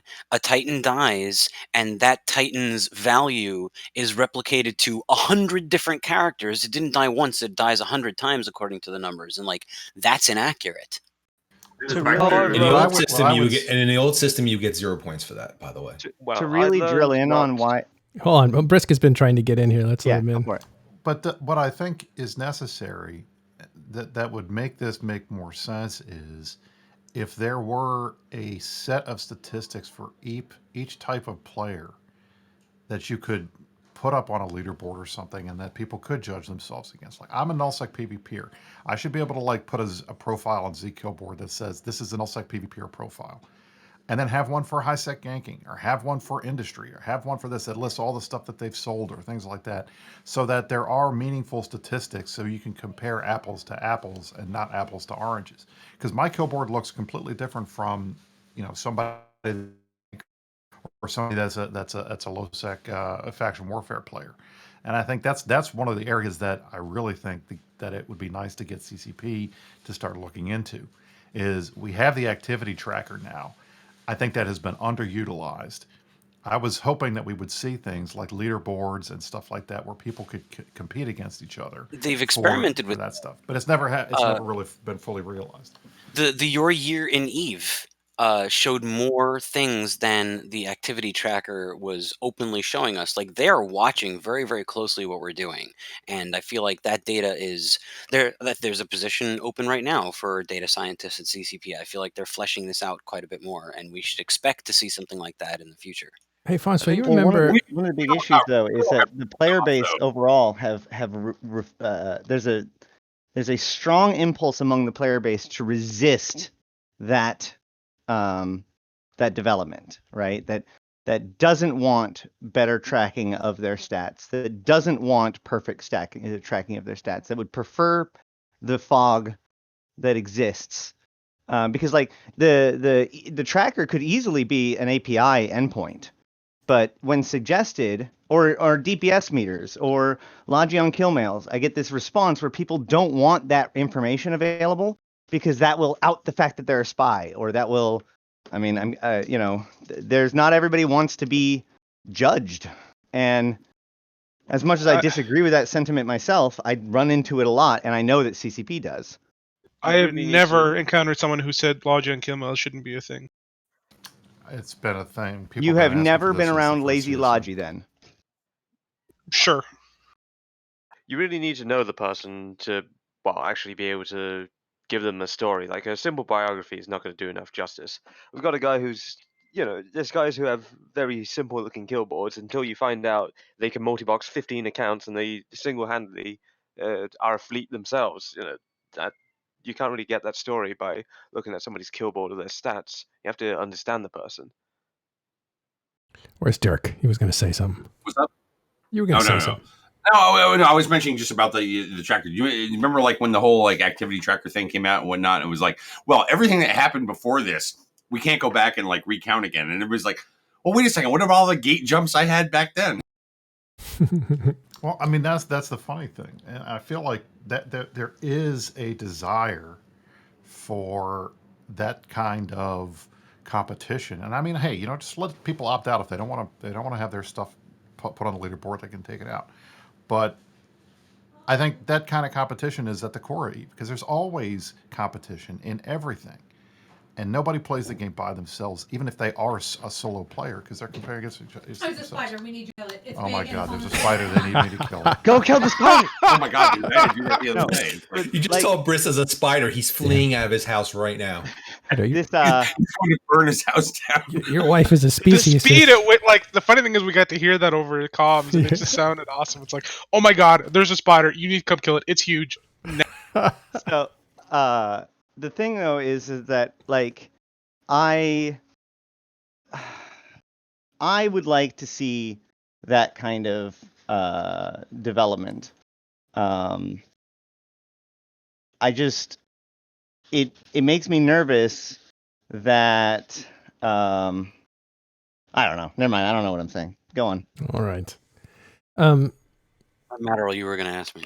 Yes, Fonsui. Do you remember you were sitting next to me. We were listening to CCP Ghost and Larrikin talk about statistics and players and that sort of stuff. And there was a woman that got up from the back of the room and said, like, I really want to know who to join because I've joined some really bad corps. And they kind of shrugged and said, yeah, we can't vouch for people. We can't do that. And then another thing came up about kill boards, and they basically said, yeah, we have a lot of data, but we can't really do the kill boards. The kill boards are things that like players do. And I recall that. Yeah. The suggestion that I made at the time in response to that was, instead of CCP publishing like we recommend this group, we recommend that group, which obviously can't can't be done, like then they're curating and they're, that becomes, subjective. What can be done is, the stats that they do in fact track, those can be collectively published for a player organization, and those can be easily browsable. Like, this corporation produced on average this, much per character, this and whatever, and all of that, and then that organization is judged as a whole, and that can just be publicly browsable, and then people can see, like, okay, well, this is the size of the corporation, and on average the players, the individual characters achieve this, and this is the activity that I like, so these are the ones I'm going to join. Okay, so this is one of my ideas, so I can talk about it. So something I pushed was player, basically public player surveys. So if somebody leaves a corporation or is in a corporation after a certain amount of time, Glassdoor for Eve? Exit interview? Well, Glassdoor for Eve is a better way to say it, but also for people who are in the corporation after a certain amount of time to kind of review the corporation in a way in which players can kind of read the reviews and see what they, say. I see this rife with corporations. Every corporation should have an annual review for every player. You killed it? You didn't escort it out? I primaried that son of a bitch. Oh my He's god, gone. we're so different. I do non-lethal. Did you get Logi assistance, and will they get credit for it? I do non-lethal spider removal in our house. Good thing it wasn't a cockroach, because those things have 100% resistance. Listen to Matterall. He's like, I do non-lethal because you don't live in you don't live in Australia. That's true. I don't wrestle them. Exactly. If you live in Australia, the spiders are going lethal. So one of you is going to get lethal. You can actually shoot it with a rifle. That's different. Well, the main reason I was called in was the spider was on the ceiling, and I'm the only one that could reach the ceiling. So that makes sense. I get that too, and you know what? I hate that because they can pick up a broom or something like that, but they don't want to do that. It's like they just want to call you in so you can knock it onto your own head. Well, it was also because my wife just brought food in, and she's like super anal about food. And if the spider had gotten on her food, she would have been very upset. What was it going to do? So Look at her food and like jump on it? I don't know. All I say is as I'm reaching up to kill it, she's like, "If that gets at my food, you're in trouble." Yeah. So my favorite moments in Eve is when people come to me in the background and like tell me about how this has helped their real life. We've had people, especially in these days and age, with like so much uncertainty in the world and so much conflict and just bad things happening in people's lives. The fact that people message me and tell me that they're thankful not because I'm teaching Eve, but because we have a community of people that can support each other, because I was able to give them advice when their girlfriend broke up with them, or that they were able to get support when they lost their job. Like the real world positive change that we cause to each other through the context of this silly video game is by far the thing that I like the most about it. I will absolutely sit there and agree with you on the whole community aspect of things. That being said, I'm not sure any Eve player needs to be given advice or whatever on relationships and things. Well, yeah, I mean, like, let's be honest for a minute. Eve players are single or married. They don't have girlfriends. I mean, but I can sit somebody down and be like, "That sucks, bro. Don't do something dumb." Like, we're still here together, So, and this is one of the things that throughout the years, right? Like, when we talk about the ups and downs of EVE Online and all that kind of thing, right? I think one of the things that has like held it all together is the fact of even when stuff goes sideways for the game, the community continues to exist and therefore carries on until we begin to get through that kind of problem moment in the game and whatnot. They and for some people that may take years. They may sit there and go, but they're still part of the community. Bjorn just said it. We all have the same girlfriend. Yeah, that's right. All right. She's called Eve. Is her name Aura? Her name's Eve. It's a polyamorous relationship, but I wouldn't consider it like power equals. Where's this Caleb girl you keep talking about? Where's Caleb for no kink shaming? Yeah, where's this no kink shaming comment? But no, I mean, the community is outstanding in so many ways, in so many different subsets of the community and things like that out there that it is absolutely one of the most amazing things I've seen in gaming anywhere. The way that this community kind of like, just exists, it almost exists in a way, separate from the game in a way. Okay. One of my favorite stories, this was early on. So this would have been about 2010. I look at NPC Corp chat and somebody says like, can somebody tell me about this algorithmic something equation? My daughter's doing her homework and I need to help her.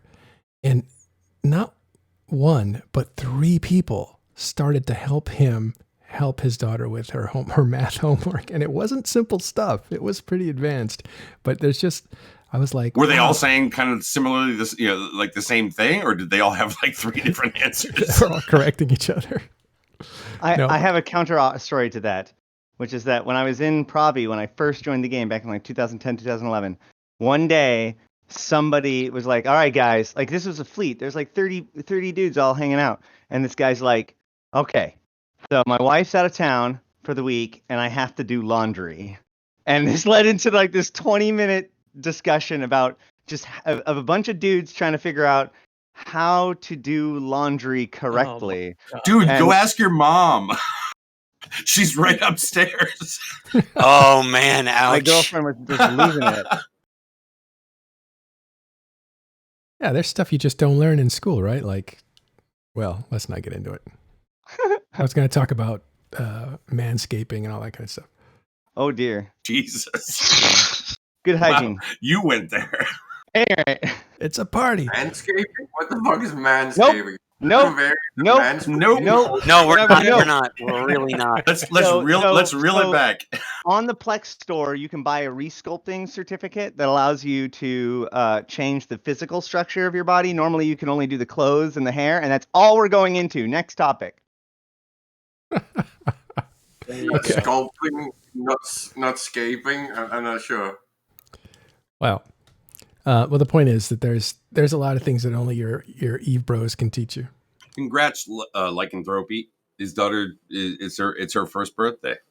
Oh yeah! Wow. I think that means his daughter is officially a capsuleer. Yeah, well, right? she can officially start to begin to mine now, right? That just reminded me that I just crossed my 1-year threshold of streaming. So here's another story. Congratulations! We're telling Eve stories, so everybody dig into your bag of stories and bring some out. I'll yield because I've told 2, but if you guys don't have any, I'll go. You're not going back to manscaping, are you? No, we're done with that. No, we're just we're gonna talk about something less controversial. Gold ammo. Let's do it. It's about time. Now he's gonna get off for an hour about gold ammo. First of all, I'm not for gold ammo. I said I'm not for gold ammo. You took the bait. But I will say this. You know that if you mention gold ammo, that means you're kind of for it. No. We're doing this. And the question is, can gold ammo as a concept, which means buying with money +1 damage ammo, make any difference in EVE Online? No. Only if you can sell it on the market. If it's tradable, it's fine. I was gonna say that just because you can buy it does not mean that it's gold ammo. Gold ammo is just like only available via your wallet. That wasn't the question. If you can buy it. Matterall, before you go too far down this, I need to ask something since we are in the season. Are you running for CSM this year? Because that will make it different about how I react to your question. Oh my god. Well, there is a form of ammo that is +1 damage greater than the normal ammo, and it's the how do I say true Sancho? The elite. It's called the elite pirate ammunition, which is a thing, but that's not. Yeah, but that's not purchased with cash, and it is tradable. So again, like I have a very strict definition of pay to win, and it's something that gives an in-game advantage and is not tradable. It is bound to your character, so the only way to get it is with cash. That's not acceptable. Okay, if it's tradable, it's marketable. Let's go back to the original thing though, and why it was called gold ammo. It all goes back to, in the early day or before Incarnate was even released, on the store, you could purchase a gold Raven. And the issue here wasn't that it did more damage. The issue was that it was made out of magic. That real people make real ravens, and that this gold Raven circumvents that and destroys that market. Now, that argument doesn't make nearly as much sense in the modern world, but the idea, so gold ammo is still gold ammo, even if it can be traded. It's just ammo that can only be purchased through premium currency from the beginning. Okay. Or at the Am I initial misremembering point. this? I thought this was a Scorpion that was the issue, not a Raven. Okay, I think it was Ooh, Scorpion. now I'm gonna look it up. They're both Caldari battleships. I think it was a Scorpion, actually. God damn it! Well, Yeah, you it was al- like the Ishikun Scorpion or something. If I almost recall had me, Ash. You almost had me there. We've never had gold ammo in EVE Online. No, Gold ammo but is okay. always- So Ash, you No, were this never making made it something to up, CC. right? Games Yeah. Or this never World made it of off CC, I Tanks. should say. Go, Billy, go. Ash, you were making something up, right? That wasn't a real thing. The Gold Raven. Say again? Gold Raven thing you were talking about wasn't something that was actually real, correct? It did not get. It never got released. It was pulled from the store before it hit Tranquility. Right. So, but there was like the more actual issue was there was a Scorpion that was given out at the time, if I recall correctly. An Ishikun Watch. You're talking about the Ishikun Watch. Ichikun Scorpion, right there. Right. I see. I fucking nailed that shit. Yeah, 10 yeah. points. You did. 10 points. But Billy's been around. my point is that the trigger point was this gold ship, and then in the Fearless article they were talking about gold ammo, but that like the gold just represented like purchased from the premium market. Yeah, Because it's Aurum store. Aurum is gold. I just want to point out that like you guys are talking about the fact that like you guys seem to be sort of inferring that gold ammo was something of CCP's creation. It wasn't. No, it was it was something not. from other games, like I thought- gold Yes. ammo, and It was the directly the referenced idea in a of gold ammo. monument document. Don't care. Okay, That's so fine. like, No, it's no, important. when Guys, people so and- one second. So I'm just gonna say some things here. So gold ammo at the time was a big thing in World of Tanks, and EVE's player base had a lot of back and forth with World of Tanks, and you can all disagree with me on this, but the fact was, I was in many alliances at the time, and they were all, there was lots of people playing World of Tanks, and World of Tanks was full of gold ammo, and that is a lot of where the association came from. Yeah, it didn't come from Eve. This concept was just a general concept, and when people talk about this, everyone has a different definition, but the definition that I like to settle on, and I think that what a lot of people are thinking, even though they're not saying, is something that is purchasable with cash and not transferable. So if someone has this thing, it means they used cash to get it, period, end of story. And something that gives an in-game power advantage that is only obtainable with real-world cash, that is a pay-to-win feature, and that I'm not okay with. But if it is transferable in any way in the open market in-game, then it is market balanced. So Dirk and Nick, Matterall did not invent gold ammo, but I popularized Dude, I it. thought you were the one that came up with it. I just popularized it. I didn't write the song. I thought Matterall founder of gold ammo. I didn't thought other games heard about your gold ammo idea and then like put it in. So I'm not a fan about the gold ammo discussion because, we aren't going to have it in Eve. for No, the foreseeable listen, future, the and I think the thing it's that really not annoyed productive me to was when you discuss it. came up with loot boxes. Yeah, sorry about that. I just think it's important. I just think it's important to note that it conferring an extra advantage was a secondary consideration.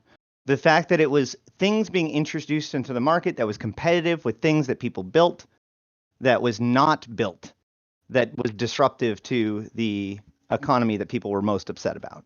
Dude, That's one of the reasons why the first iteration of skins was actually a ship that you built separately, and it had their own blueprints and everything. Actually, the Golden Raven was literally their first attempt at skins, and it got. I know. Well, here's the point. The point is that when you say something like, and this is funny because it's proven every day, whenever you say something like gold ammo, people go ballistic with defensiveness. And it's like a way of signaling to the crowd that you're on their side, basically, against CCP. It's a I just want to point out. All I was trying to do was trying to dispel like, issues with people understanding the genesis of the idea of gold ammo. Like, all I was saying was, no, CCP didn't invent gold ammo. Gold ammo was a thing in game design and in the game industry way before CCP decided to create some golden raven. It was a a lot of people concept. That's why when they say the words gold ammo in their document, they didn't need to explain what that meant, because you're right, it already was a concept. It was shorthand for a larger problem. Yeah, the only issue there was the way that it you wasn't were explaining it. Was made literally it sound exactly what World of Tanks had. Yeah, it literally was. But No, I guess a lot of people have brought it into the conversation, not. Yeah. Okay, that makes more sense. But Okay. a lot of people have bad definitions of what gold ammo is and where gold ammo kind of how gold ammo relates to other kind of things inside of a game. That's a good point. And I always want to tackle that and make sure that people who think they're talking about gold ammo and isn't understand that they may not be talking about gold ammo.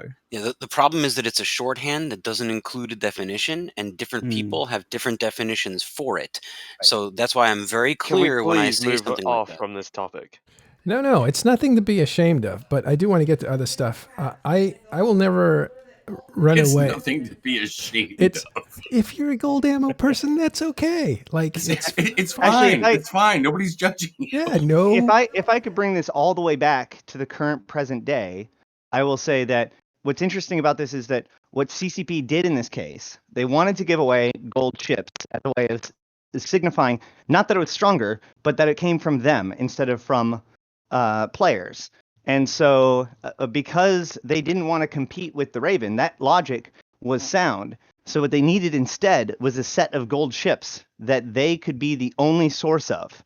And thus, the Gnosis was born.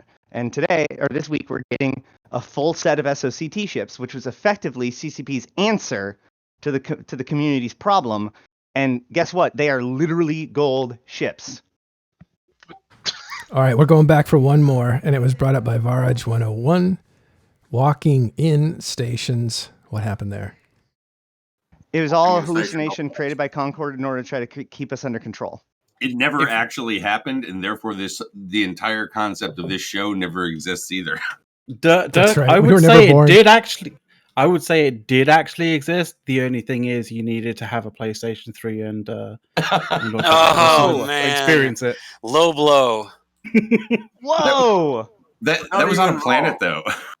Not even wrong, right? The PlayStation at home environment is where they put a lot of the stuff from Walking in Stations. They bring a Mind Clash. They even put the tabletop game, the board game, from Walking in Stations into PlayStation at home. And it was a functional game, and it was the only place that you had access to that. And I was just linked footage from that the other day, and I had never seen it before. I think it was actually Royat in chat that actually linked it to me. And you can actually see how the game Slay works. So I'm hoping we're getting it back in one form or another. It definitely is kind of an expansion of the world kind of concept, right? But like they just can't do it the way that they did back then, which was too much hype for too long and then like a slow roll.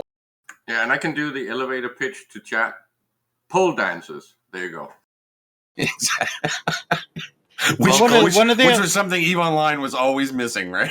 Well, no, Galente ships include a stripper pole. Only if they're illegally modified. One of the other things that CCP was wanting to do with the whole Walking in Stations kind of thing was eventually, transition boosters and that's that kind of gameplay into something that you buy and consume like at a bar. So essentially, like you're consuming kind of narcotics at a bar, sort of almost. Yeah.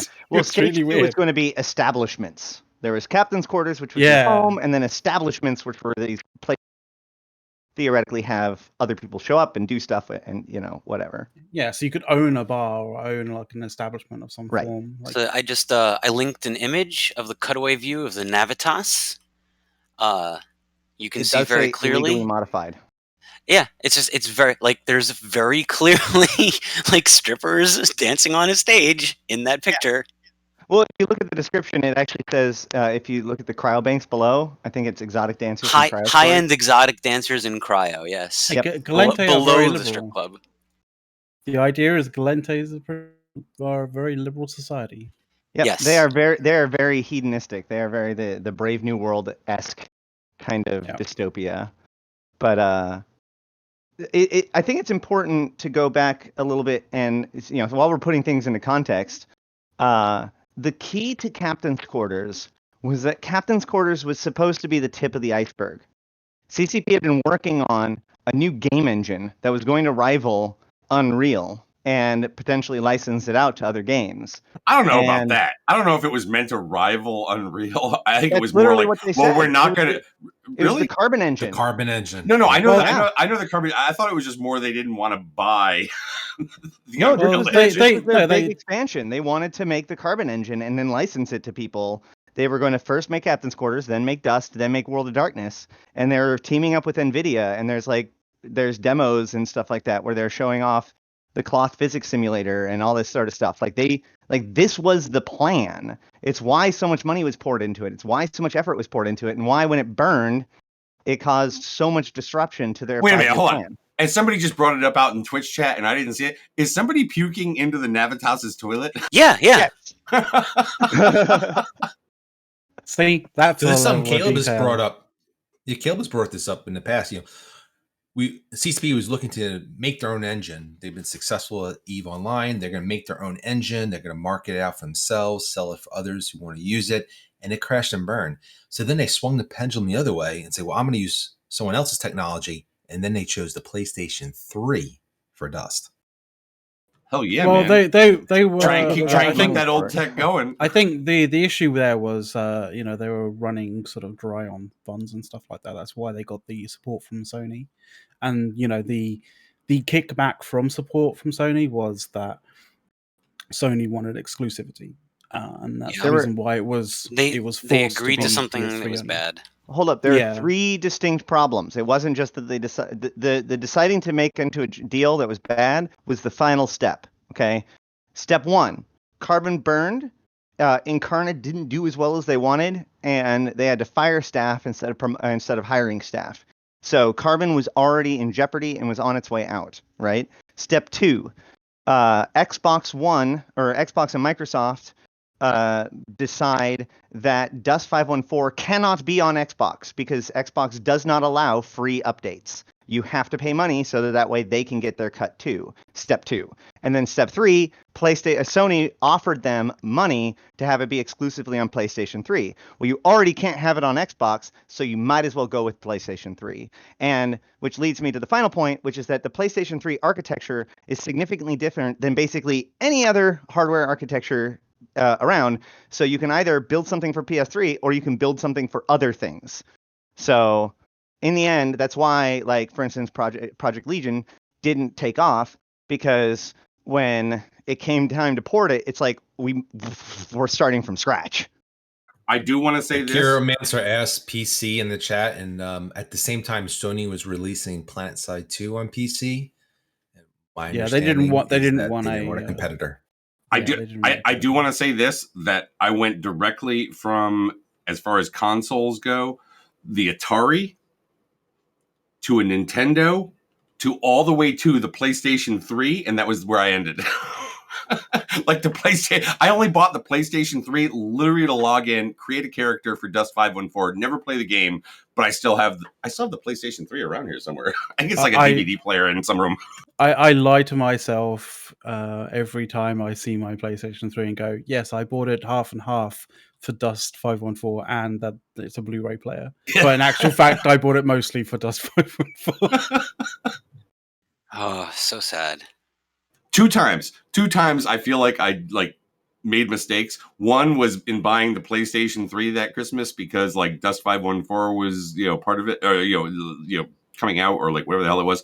Okay, and then the other one was buying Valkyrie non-VR right before they sat there and said, yeah, Valkyrie's just, I am so angry. Of all of the things I'm angry at CCP about, the fact that they let Valkyrie's non-VR release go without a whisper, it wasn't on the carousel. Like fucking indie games with a dev team of 2 and a budget of $500 managed to get on the carousel of Steam when they put out an update.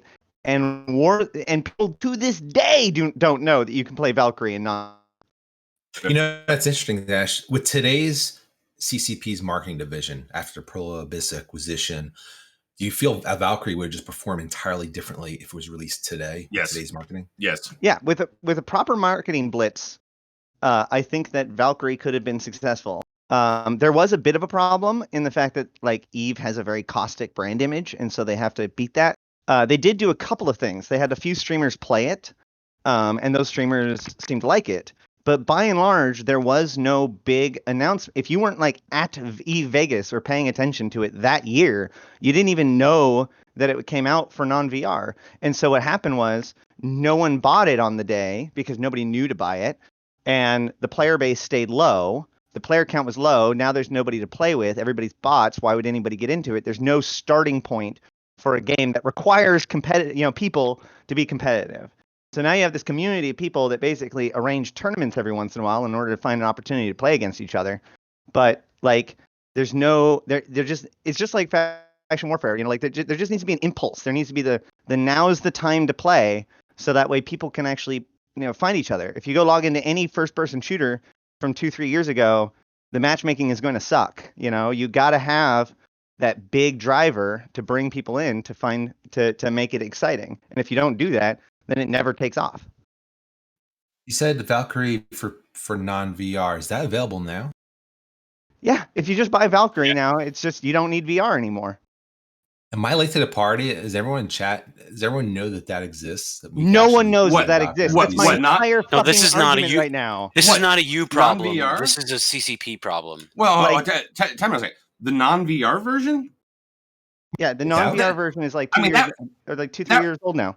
You're right on. But that was certainly news amongst the Eve community, like back then, right? And like literally, 30 days after Vegas, right? 30 days after their launch, like, is when they sat there and said, "We're no longer going to continue to support Valkyrie," or whatever, like whatever the announcement was, and everybody's sitting there going, "Wait a second, you just told us about this new thing coming out, and then now you're like, it wasn't canceled, but." I know what you're saying, but what I'm saying is that what I've learned more and more and proven is that no one got the memo that it went, like only a few people, and those people that you've heard from, because like the people who knew, and so they both knew that it was happening and then got upset when it got moved off to a third party owner. But the most part, the majority of the population never got that first piece of news. So they only heard that it's no longer being supported by CCP. People still to this day, the vast majority of player base that I run into, the vast majority do not know that Valkyrie is in non-VR. If you load up evevalkyrie.com, like right now, right on the top, it says Eve Valkyrie Warzone is a first-person spaceship shooter that brings VR quality immersion to PC and PlayStation 4 in a new expansion without the need for a virtual reality headset. Choose your platform, Steam, PS4, and Oculus.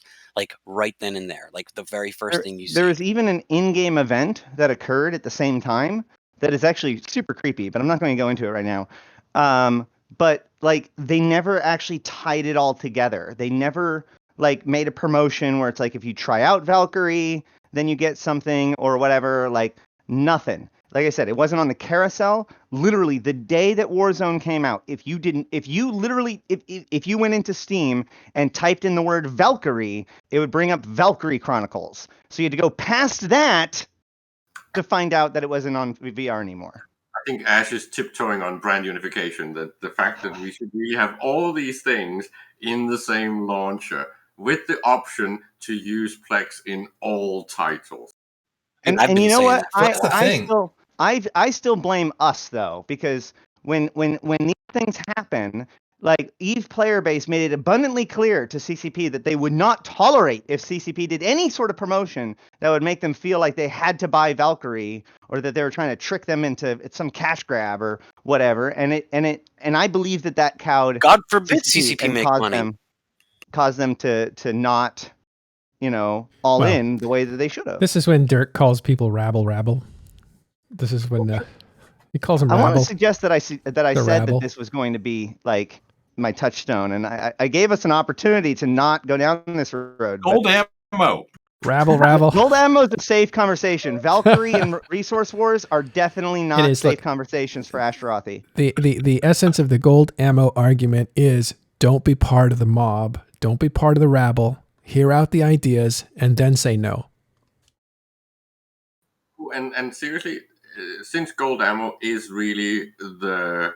We're not going back to gold ammo. I was only saying that as a speed break. I just want to point out that it's a little bit related to the pay-to-win myth. And we know that in EVE, when we got Plex, there's a little bit of that aspect or feeling, except that because of EVE's nature, you can't pay to win. It doesn't give you any edge. It's also why if there was a fungible gold ammo added, something that can be sold in the market, just like Plex, it wouldn't break anything at all, right? It would actually potentially be better than Plex, in my opinion. That's part of the nature of EVE, because there is no clear win condition, right?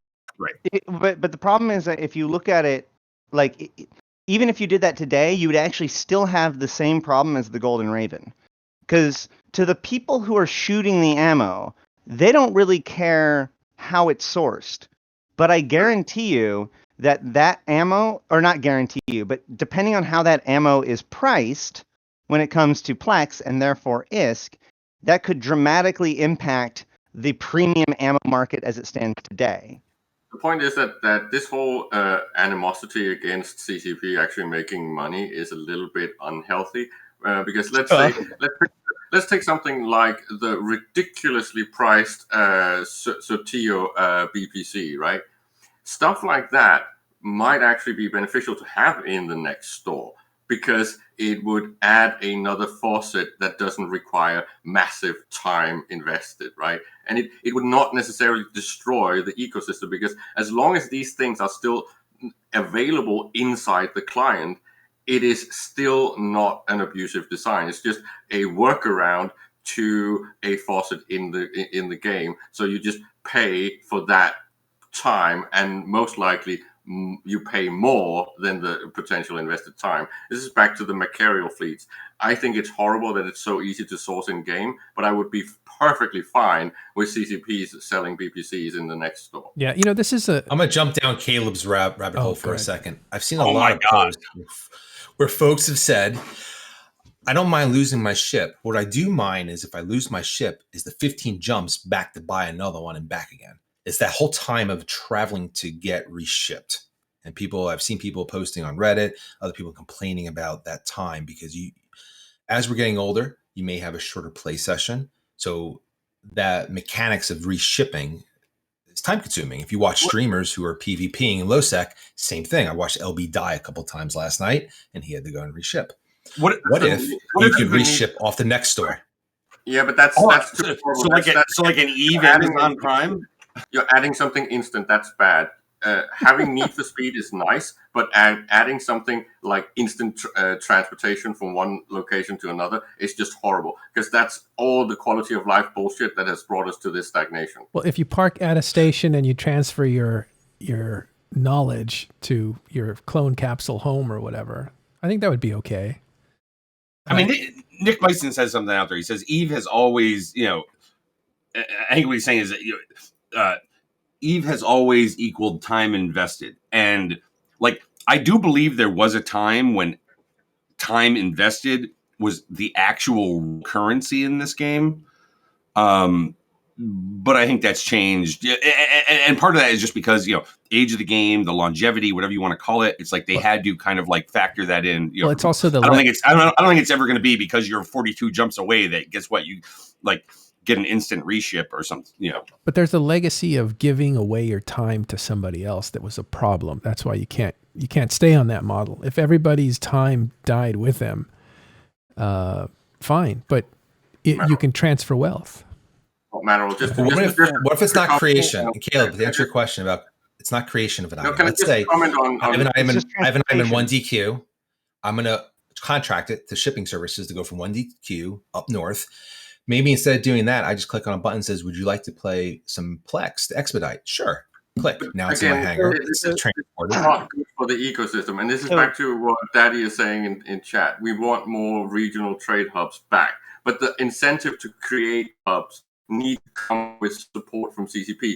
Getting CCP to give you teleportation is not the solution. You need to give them incentives to arbitrage. You need to actually get players to start servicing players again. Right now, that has died because of the stagnation. Players do service players, and I think this is super Come important. on, Ash, we have this conversation every time you talk about... No, stop. Hold on. Haulers exist. Relax.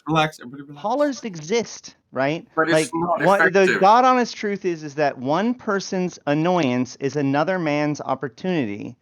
And so if we can just flex away an opportunity, one of our annoyances, we're literally saying that gameplay is going to be rendered irrelevant.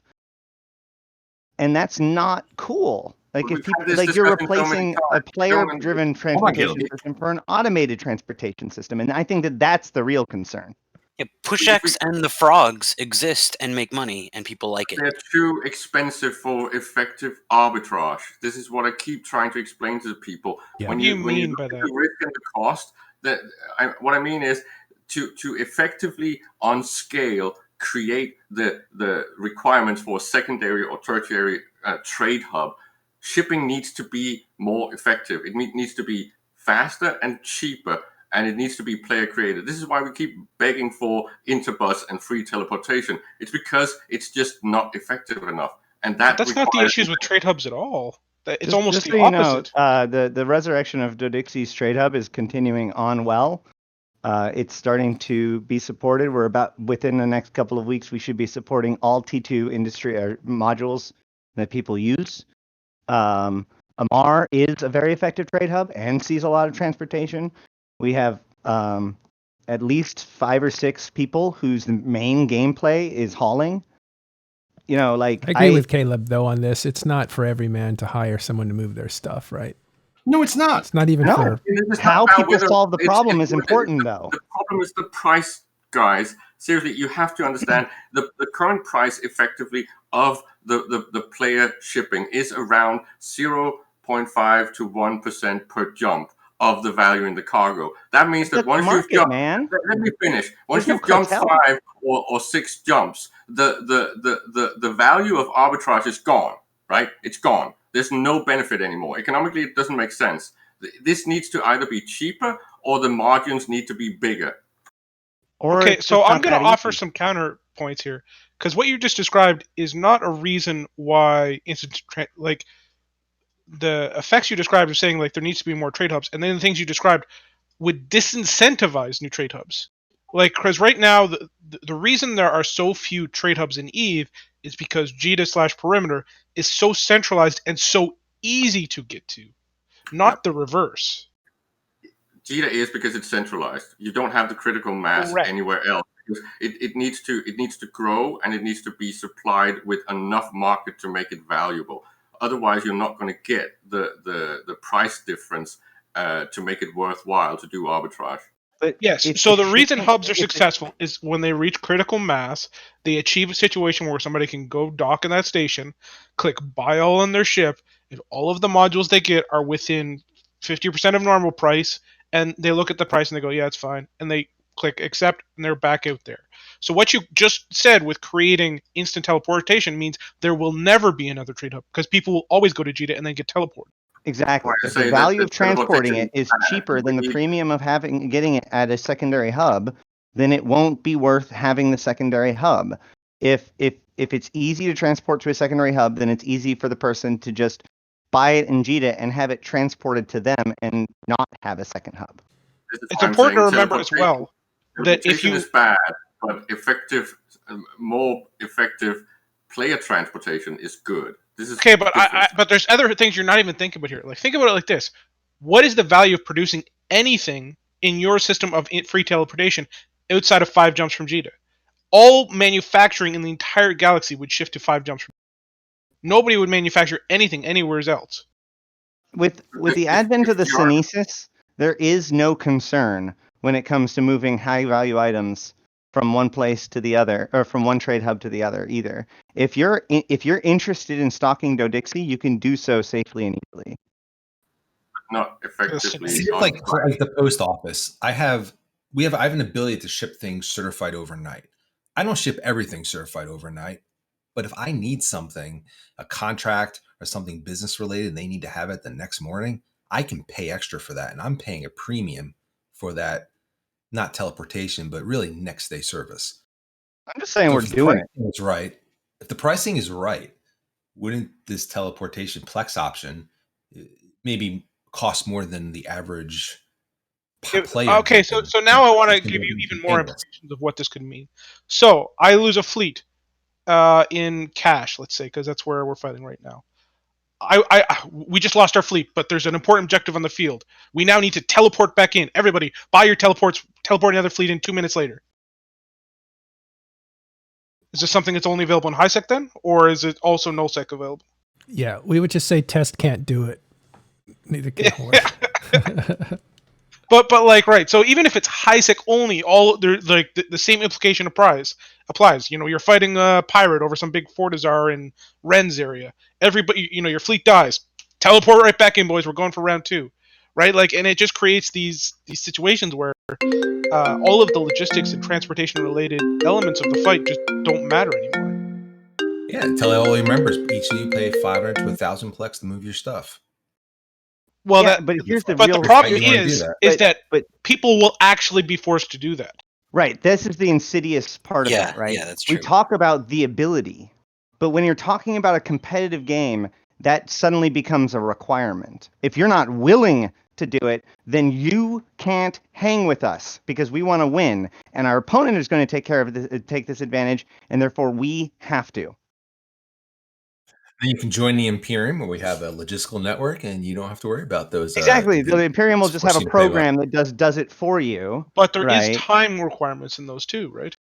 Like, even if Imperium does it, it's still somebody's got to do those jump freighters. There's still. So what I'm saying is, if they had some program to allow you to be able to do that, then the Imperium would just somehow industrialize the product. Like, of course, all of the need groups to have to provide the people the correct plex to be able to do it or whatever, right? Like, I mean, they would just solve the problem, and then since they've solved the problem, now you either pay money or suck wind.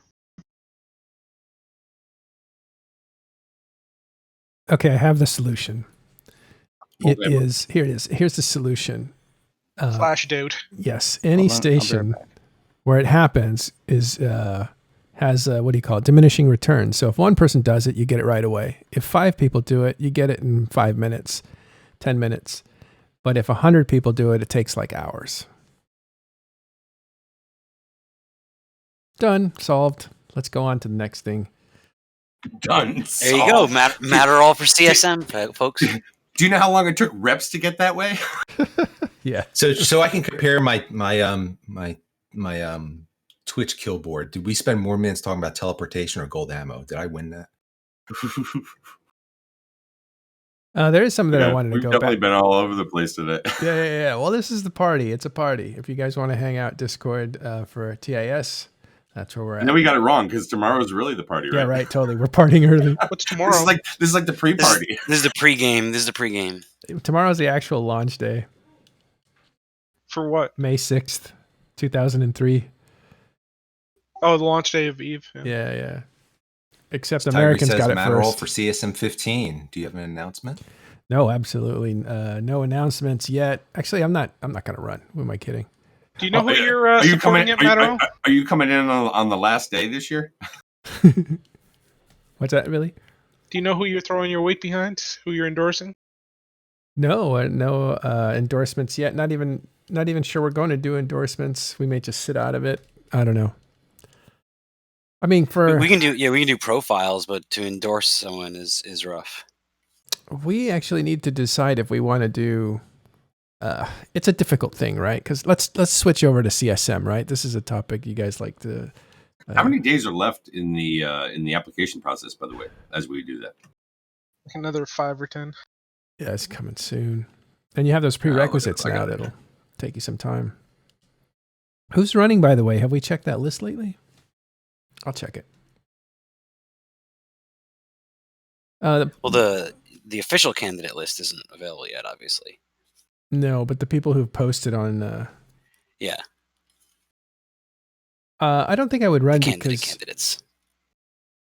I mean, if there was a year to run, it would be this year. I think there's going to be a lot of room for people. I think. I don't know. And I also think the demands are going to be a lot less, so you don't have to travel so much to Iceland, which is good. You go once instead of twice. Even if you go, you might end up doing it remote because obviously the world's changed right now. So it would be a good year to weigh in on CCP development. But I just feel like that's what's it like being on CSM? Some real talk from Billy. What's it like? Come on, man. What's it like? That's a bit of a broad question. Do you recommend it?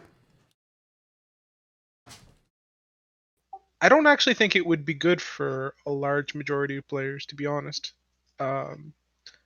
As much, I think Dunk headed. I don't know what show he was talking about this on, but it is very much. As much as you're going as a player representative, you're going into a business environment, and I definitely feel like certain players don't mesh with that environment as clearly as they should.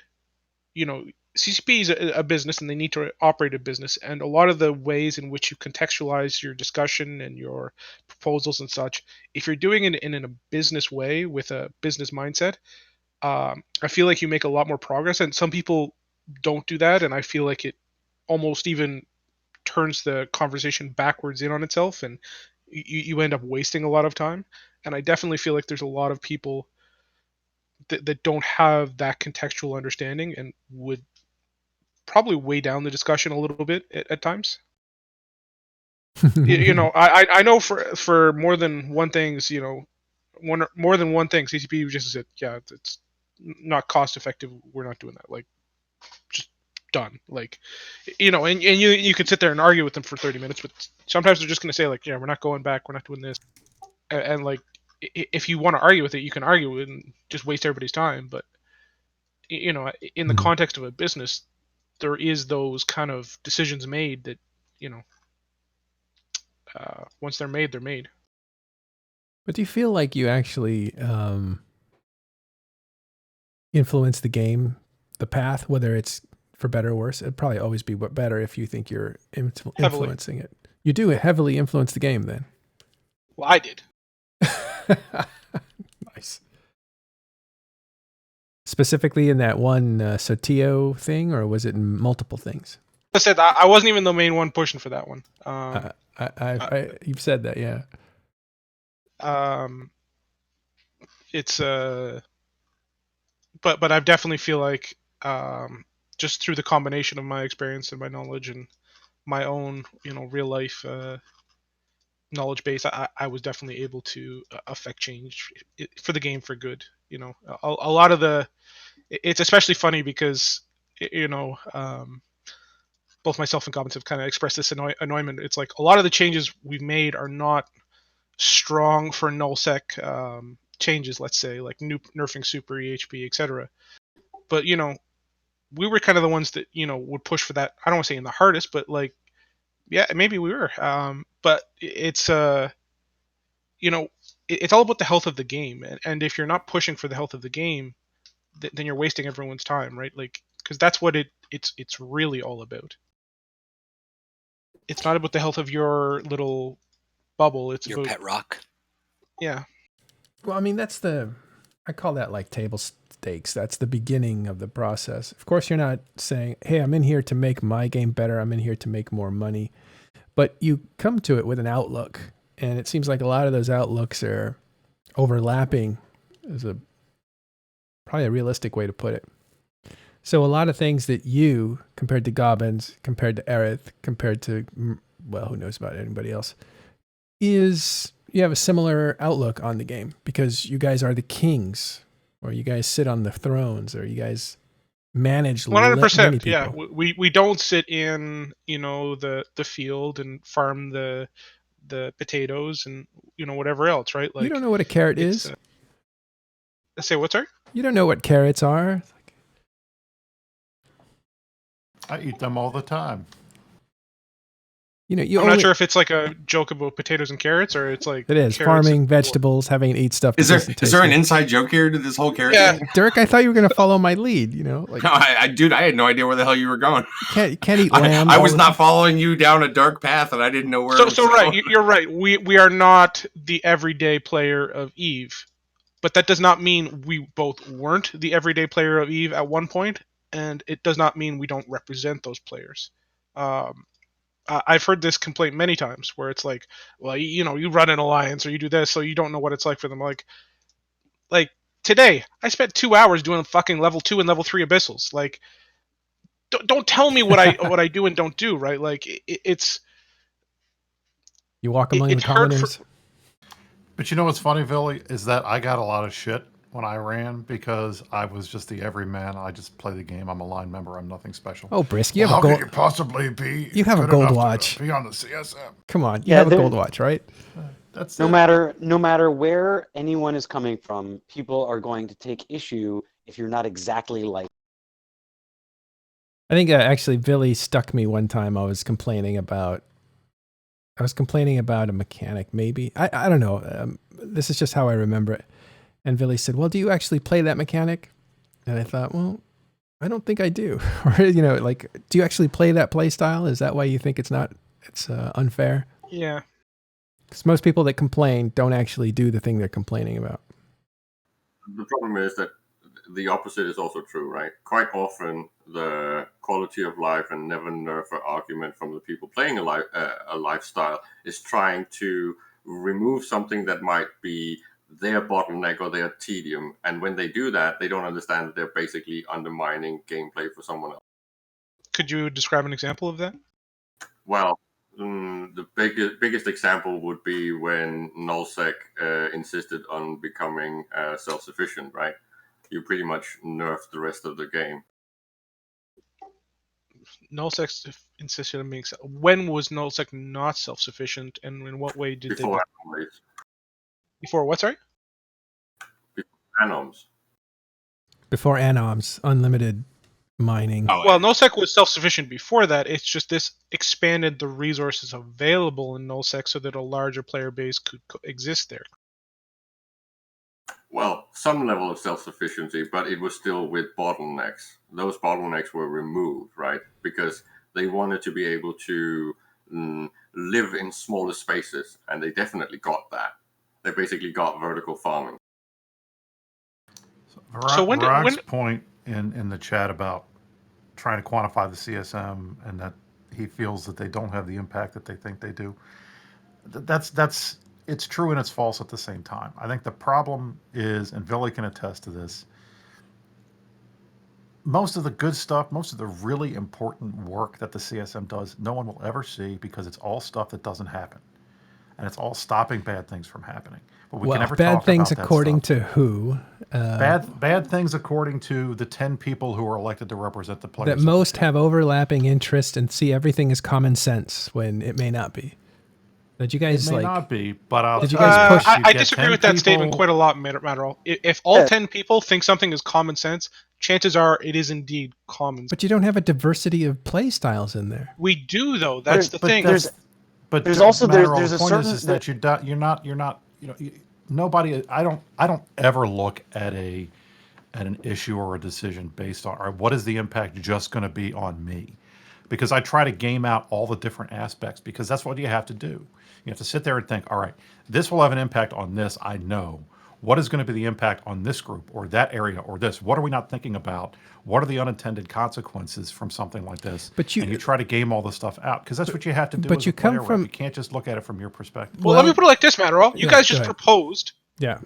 Teleportation in HiSec, and who tore apart your theory? I forgot that was so many minutes ago. Yeah. Okay. So who actually supported that?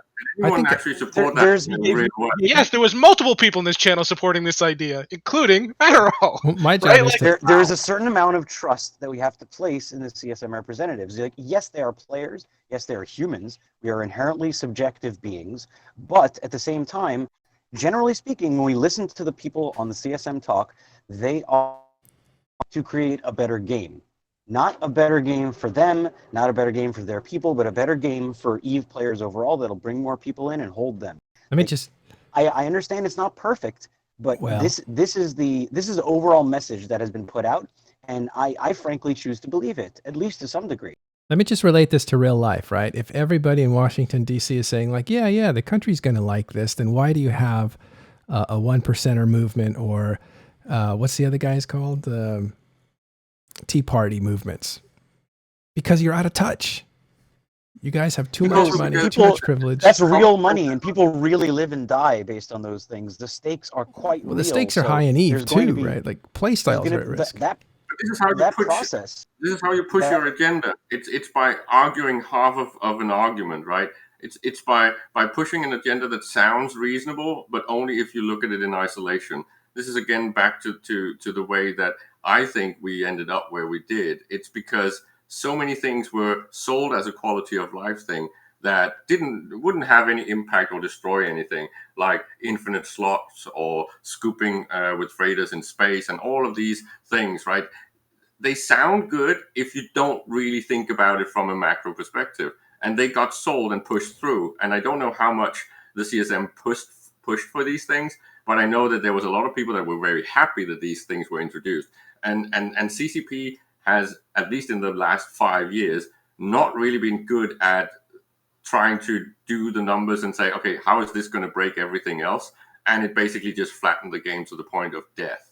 Here's a good example in the real world, right? Like Washington for a long time was like, yeah, globalization is a good thing. Or Facebook saying, yeah, connection in and of itself is a good thing because we get connected and that's just a great thing.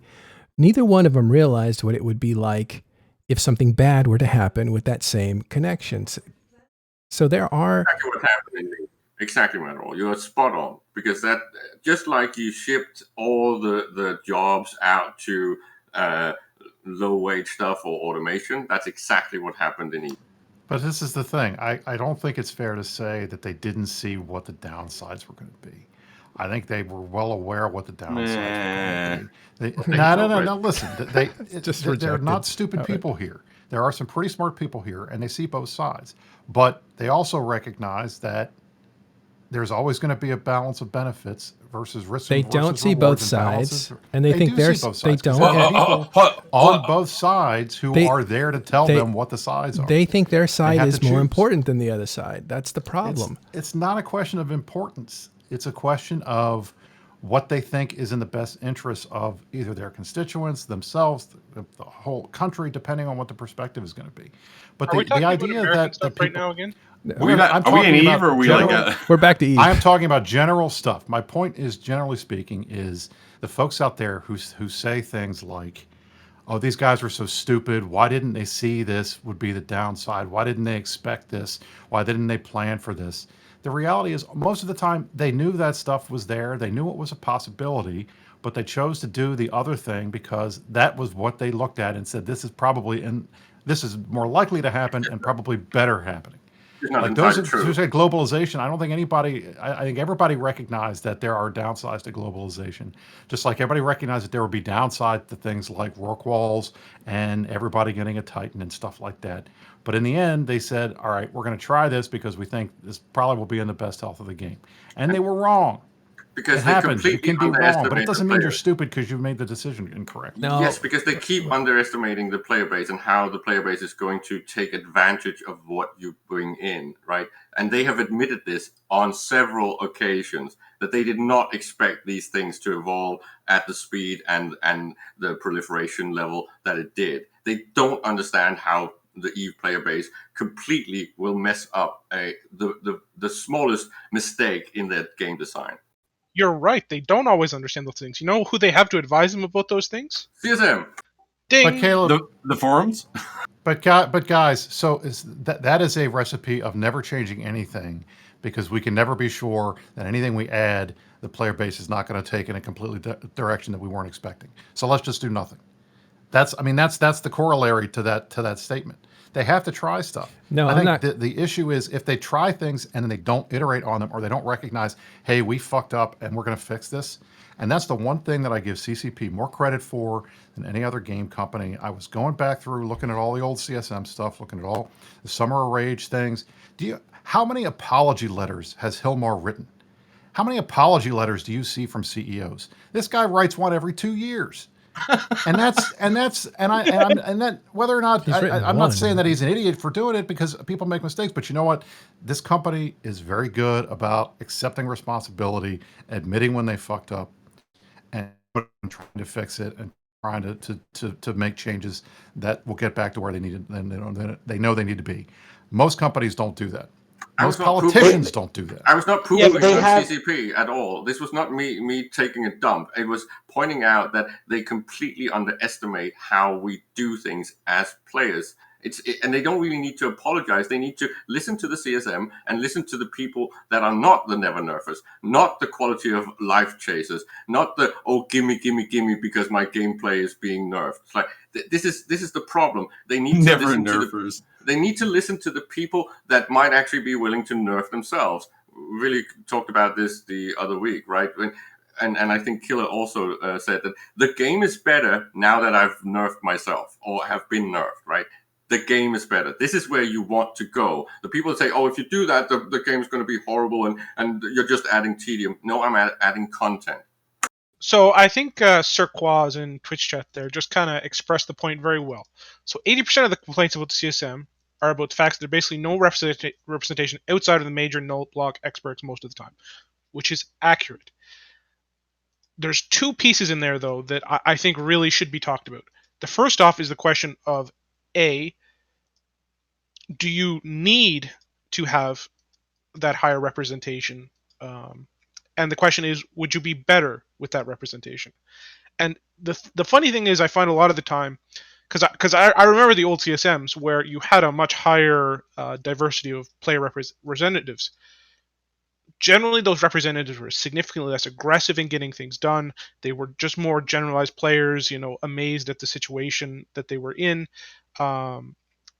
It created this environment where the people going there were very much at CCP's kind of beck and call to be shuttered and pushed around as necessary. And I think with the current CSM, yes, it's definitely got a large no block representation.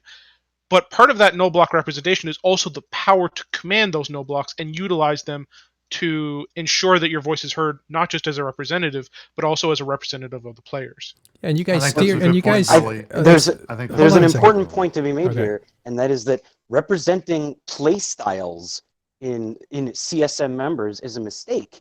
The people that we want on the council are people who have played the game and understand different aspects of it and are able to take themselves out of that play style and behave as a game designer, as an adjunct to CCP. We don't want someone that represents playstyle X, playstyle Y, and playstyle Z, because there's only 10 slots. It's impossible to represent everything. We don't want playstyles generally, and we don't want people thinking about it. It really is more of like, what's your background? What do you come at the game with? What are you interested in? That needs to be a diversity of experience, which you had earlier on. But that changed when Nullsec said, hey, they're messing with our bridges. Let's take over this political system, which they did do. But you see, and they have ever since. That's interesting, though, because you bring that up, because it was a really crucial moment, because you had a group of high-sec players, primarily on the CSM at the point. I think it was 2 null-sec players at the time. And they went after something that, you had some roamers who were like, these bridges are really annoying. They were able to do this thing. And the funny thing is right now, if we had the old bridges would still be 10 times more balanced than anything we have right now, which is crazy to think of. Well, CSM didn't change that. They just didn't prevent it from being changed. Right, but okay. That's kind of when you have a council that has no bearing or no real understanding of these issues, then that's what creates that. Here's the thing, though. Well, hold on a second. There's the last thing I wanted to get to is that congratulations. You took over CSM for what, 8 years now? And this is where we're at. We got to a broken game that you guys won. That's a surprise. But how did we win? Is it really? You guys evolved it in your direction. It's been evolving. Is it really broken? Is it really broken? Yes, it is. So let's go over a couple of those points, Matterall, because you just accused us of destroying the game. So 30,000 people playing this game right now. How do you say that that's broken? Come on, because there's not 60. Well, because they've been never came out, they've been and if every other video game in the last 20 years had never come out, because they've been unbreaking it for the last 6 months, and it's really causing a lot of pain. They've been. You could argue they've been unbreaking it since Incarna. I mean, look, the bottom. No, that's when the I'm numbers not argue plateaued, that. right? That's the exact opposite of what I'm talking about. That's when they started breaking it. So, look, the point is, the game is not broken. The game is the game. It's always going to evolve, just like everything else. And people are going to come and they're going to go, and folks are going to find things that they like, and they're going to find things that they don't like. But in the end, as long as the game is surviving and the company is making money, then Eve is alive, and that's where we are today. But I wanted to get back to the CSM thing real quick, because the identity politics stuff that plagues our real life politics plagues the CSM too, and it frustrates the hell out of me, because I find it morally reprehensible that people seem to think that if you are a man, you cannot represent a woman. If you are a black person, you cannot represent a white person. If you are a high-sec guy, you can't represent null-sec. If you are a low-sec guy, you can't represent wormholes. In the end, all of us who play this game have gone through phases where we have done different things. And we have been in high-sec, and we have been in low-sec, and we have been in wormholes. And Villy was the elite small gang PvPer, and I was the high-sec Care Bear. And we've all done that. We all have those backgrounds. So to act like, oh, well, because these guys are all null-sec, they can't possibly understand what it's like to live in a high-sec system and get ganked by code every day. It's just bullshit. It's not true. I get so frustrated absolutely by it. True. And white men It's can't not represent. true at all. Whoa, you just said it's absolutely true? Absolutely We can't not experience true. No, because look, you can't, as a white person, understand the black experience. Whoa! I didn't say you have to understand it. I said you can represent them. No, Let's not bring up white stuff, okay, Matterall? Let's stay to Eve. I know Brisk point was very general. This is a very sociological, psychological game. I'm not afraid of race or gender issues at all, but you can't have men representing women. I don't think they would appreciate that. Of course you can. I feel very strongly. Of course you can. My congresswoman is a woman. Can she not represent me because I'm male? I don't think so. I didn't vote for her, but my congresswoman all right, so you'd be okay with it. You'd be okay with an entire Congress, a female Congress. You would be like, okay, that's fair. That's good representation. If they were the elected representatives. They're the elected representatives. No, you want diversity is what I'm saying. I want the best person in the job. I don't care what they look like or what their gender is. And frankly, all of the CSM elections, they all come down to picking 10 people out of 40 or 50 who chose to run. And I'd like to think that at least that some of these are done on merit, and it's not just, all right, who's a member of what group or who's a member of what play style. That's frustrating to me. It's the point of view of the game that you embrace. You come in with certain things. You're attracted to certain things. You play the things that you find entertaining, and you assume that most people find that entertaining too. Every change that's made is made through a filter of your experience and your interest. So get diversity to that, and you'll have a richer game. Because if you have the same guys that overlap, they're not exactly the same, and they're all smart, so they can think in different directions and they experience different things, but they're all coming through a filter of their interests and what attracts them to the game and what their opinion of Eve actually is. I'm going to show you again the list of different professions you can have in the game, and I'll show you that most CSM consciousness doesn't span that entire thing. Yeah, let's put up that infographic, Matterall. I really want to make a point here. A proper council member is not someone who understands every single aspect of the gameplay. That's impossible. A proper council member is someone who's prepared to represent in any specific individual aspect of the gameplay and recognize when it's something that's out of their personal wheelhouse and therefore goes to other players and has the connections and the knowledge of where to get this information such that they can make a cohesive point. I don't have to have played that content to know who does and to get valid opinions. I'm a rational thinking being. I can, form a whatever coalition of people. I can get, good data that is trustworthy because I can choose to be objective at least as much as possible and bring that information to CCP as a representative of the players, not as a representative of my personal play style and my personal experience. So you just brought up this infographic of all the different occupations in EVE. That someone as listed put by a player a long time ago. I wouldn't say it's 100% accurate, but it's very close. And it's changed. Yeah. How many of these professions, Matterall, do you think a CSM representative should have engaged? Well, I don't think anybody's going to cover them all, of course. Well, you don't think, or what? No, I don't think that anybody can cover all these things. There's too many different interests. What percentage do you think the average CSM rep covers? Well, let's say 60%. I don't know. That's okay. No, perfect. That's good. Amount. So you say the average CSM represent probably his experience with 60% of them. So probably, yeah. What are you asking then when you ask for diversity of representatives? Are you saying you want somebody with 20%, but that 20% is very specialized in high sec, or? No, I'm not asking for specializations. I'm saying, how do you approach the game? What is it that's that interests you? So you've just clarified that you say that most of the CSM reps right now have experience with at least 60% of the game. Well, I'm estimating you have 100 little. So between 10, that means we all should have almost double overlap, almost 5 times overlap. If you're diverse, yeah. But if you're not diverse, then you're overlapping the same area. Which is the problem. Okay. But let's say, for example, that every single topic is probably covered within the currency. Does that not mean that every single issue has representation? Of course, because you dabbled in missions, doesn't mean you approach the game to do the missions. It means that you've dabbled in the missions. It doesn't mean you like. But how? Whoa, Matterall! Okay. Whoa! No, I want to do this. Okay, so you just said I dabbled in missions. How much time do you think I've invested in missions? Well, you tell me. You did it or didn't do it. Making a broader point, Billy, than just talking. No, but like this is the problem to me. So when I was a younger player, I did level 4 missions for literally years. Okay, years. Mm-hmm. So to me, the assumption that you're a nullsec player, you have no idea what level 4 missions are like. I have a pretty good fucking idea what level 4 missions are like.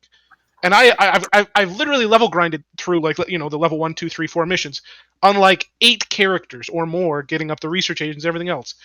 Like, I have a very good idea what these things are, but because I'm a nullsec player, you're like, well, do you really know what they're like? I'm like, I kind of do, and the assumption is that it's not because I'm not saying you don't know what they're like or they're not mechanics. It's not a personal attack. It's not a personal attack. It's the fact that there's 10 to 12 people and they're not necessarily even and balanced representatives for the entire game. But it can't be. But there's no way to do that. There's no good way to make that happen that isn't inequitable in some other way.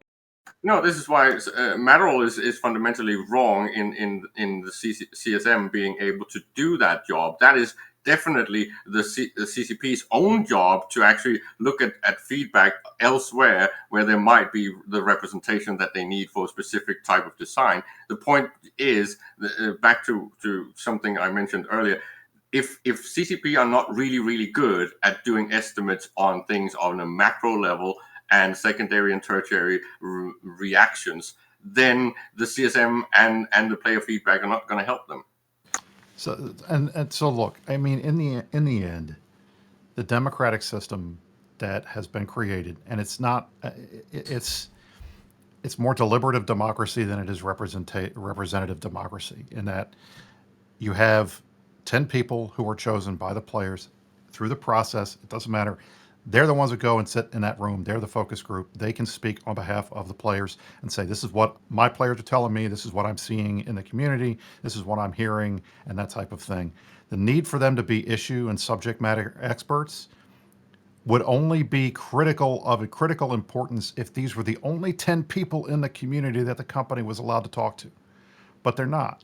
And they can do other focus groups, and they can do surveys, and they can ask specific players that have knowledge of specific areas that the devs know. They have multiple different avenues of communication. But this is the one 24/7 elected group that they have access to at all times, who is there and specifically designed to provide them feedback.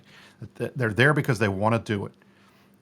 So the whole point is you get folks. I think, if anything, the thing that matters the most on the CSM is not where you come from or how long you've been playing the game or any of that kind of stuff. It's how much are you willing to work to represent the community. If you're going to show up to the meetings, if you're going to pay attention to what's going on in the game, if you're going to log in and play with your friends and get that type of just feeling what people are thinking and talking about just by being present, then you're going to do a better job than any other CSM, no matter how smart they are, how much of an issue with subject matter expert they are, who's not doing that and who has a limited pool of interaction. So that's my whole take on it, and that's why I don't have a problem. I'm not an expert. I don't call myself an expert. Some people you may argue that I'm an expert, but I don't. I'm an F1 monkey. I play the game. I wouldn't argue that you're an expert. Member. No, I wouldn't. Well, and hey, but you're a community rep. That's how you've approached it. But not everybody does. I play the game every day, and I love playing the game, and I like talking to people. I like to keep up on the issues, and I like to present stuff. So that's what I do. The issues. And I'm pretty good at it.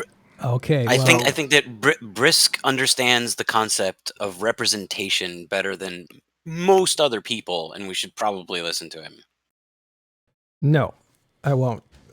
Because I refuse. I refuse to listen to Brisk because he doesn't represent my interests.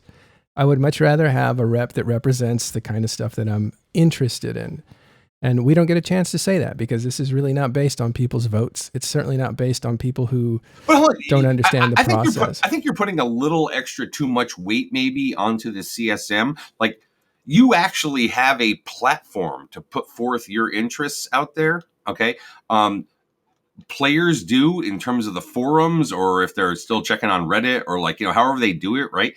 The CSM is only one segment of the entire feedback loop that kind of happens out there. And granted, they get some extra special sort of, input in, and all sorts of things like that. But they're still only one piece, right? Like, if a dev hears something that they're interested in there in one of these other places. Well, why do you think I'm still here? You're talking right now?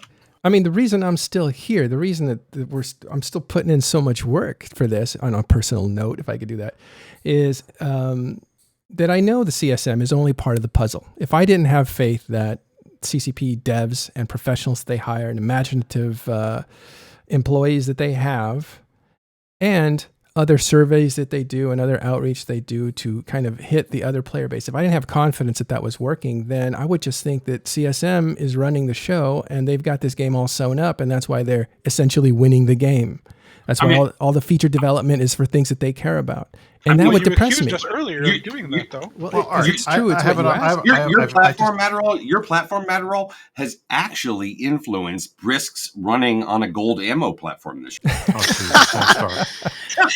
Matterall, I do have one question here. All right. So let me ask you this.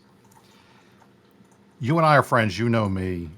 We talk. I like you very much. Yes. You have access to me whenever you want, and I will take anything you say seriously because I respect you. Are you saying to me that, all that being said, that there is somebody in the game who would represent you better than I would, even if you never talked to them, never had interaction with them, never had access to them, simply because they play a play style that is more similar to yours than me, someone you can interact with I think directly? You're an incredibly good listener and sympathetic to people's opinion, and I think you would weigh mine more than even other people. I still don't think you would be able to represent me that way because you would drop it. you would basically not fight for it after a while. Matterall, you sound a little bit like a prepper or a voter that's not showing up. But in your defense, I do think that you have a point when you're saying that the composition of the CSM should be broad enough to cover almost any voter, right? There should be someone to be your representative on the CSM. And this is back to the fact that, again, I believe that Brisk and Willy are more an exception to the rule. You guys are both very open to listening to the voter base and actually taking things to the CSM when it's valid and it's argued well. It's just that you still, as a voter, have the feeling that, well, maybe I'm being filtered by some sort of bias, even though it might not be the case. But there is that feeling and that risk, right? It's not even being filtered. It's more like eventually it would be dropped, right? In the face of pressure, it would be like, all right, you guys are right. I feel very strongly that this mindset of saying I want my guy on the council so that my gameplay is represented, and I don't care about the other gameplay. There's 9 other seats for that. I don't think that creates a healthy council. And what does create a healthy council is the fact that I personally feel that I can go to people like Willy or Brisk, and if I have a cohesive point and I have like data to back it up, or even other people, and I go to them and I say, this is a thing. Could you talk to me about this thing? Because I know you have CCP's ear. They don't care because it's their gameplay. They care because they're on the council and that's their job. So 2 things. First of all, I am gay for Jay. I just want to make that clear. And then second, that joke is even safe. That is the safest joke you can make. It is. I love Jay. Yeah, right. He's my producer. But that joke is going to play well. You know that joke is going to play well. Of course it is. Matterall, I'm a politician. Why do you think I'm not going to pander to the voters? I want you to come up with original thinking, not pandering to everybody. I will come up with original stuff. It's election season. I got a whore. I got to do my thing. To me, I cannot wrap my brain around the idea that I don't know. Maybe I hate to use real life analogies, but I'm a Republican. If I had a representative who was a Democrat, but I had his cell phone number and could call him whenever I wanted, and he and I were buddies, and I knew he'd listen to me, I would vote for that guy over a Republican any day of the week.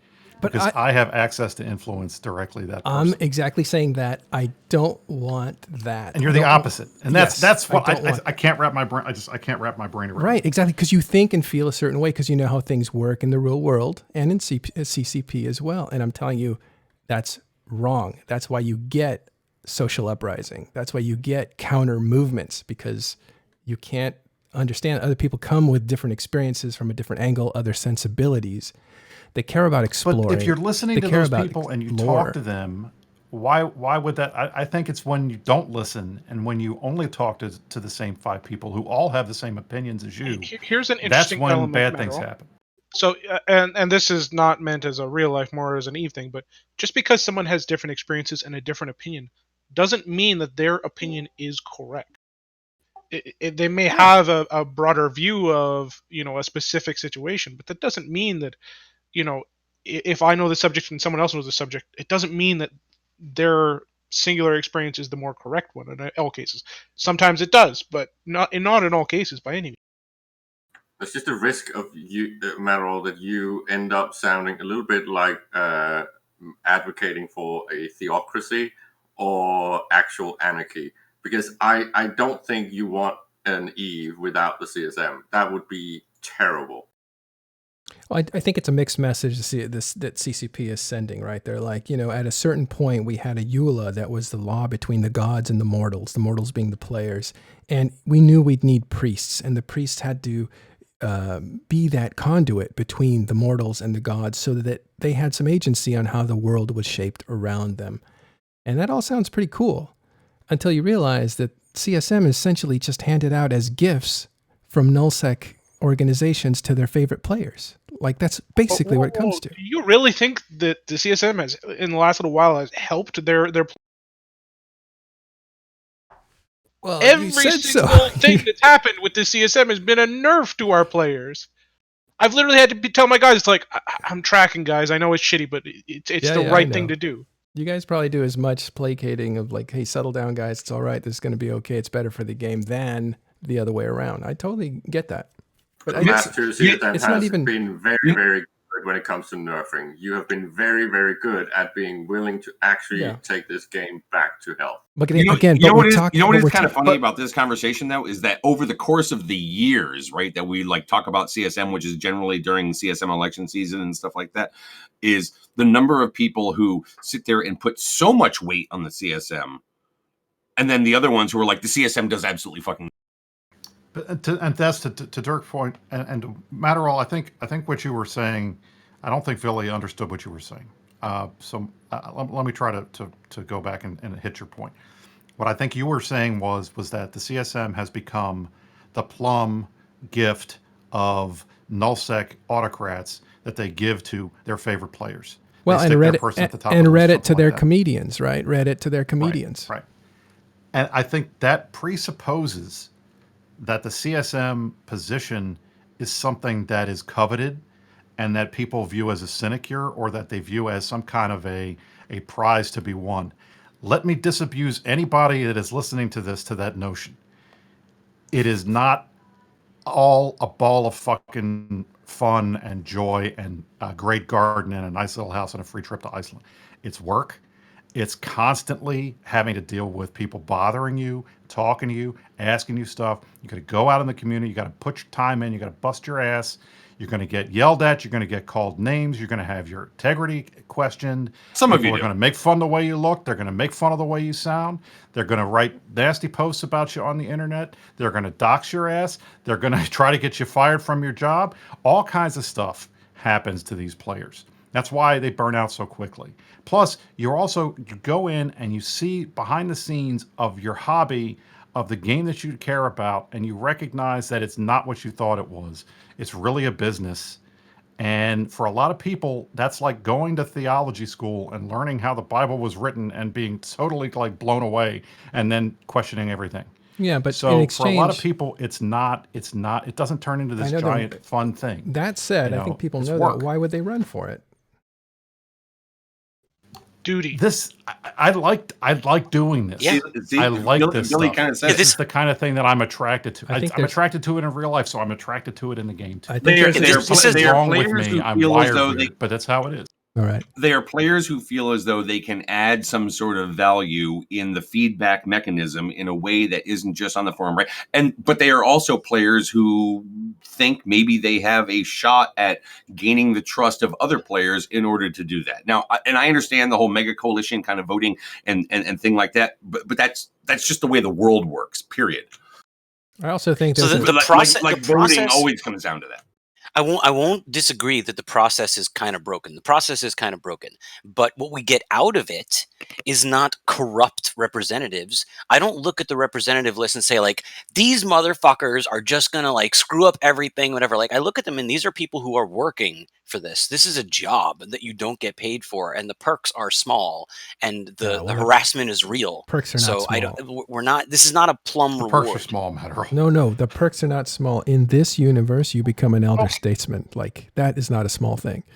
You will always have a voice. What does that get you?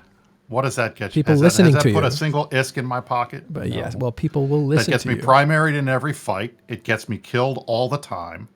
It's gotten my name dragged through the mud across the whole fucking planet.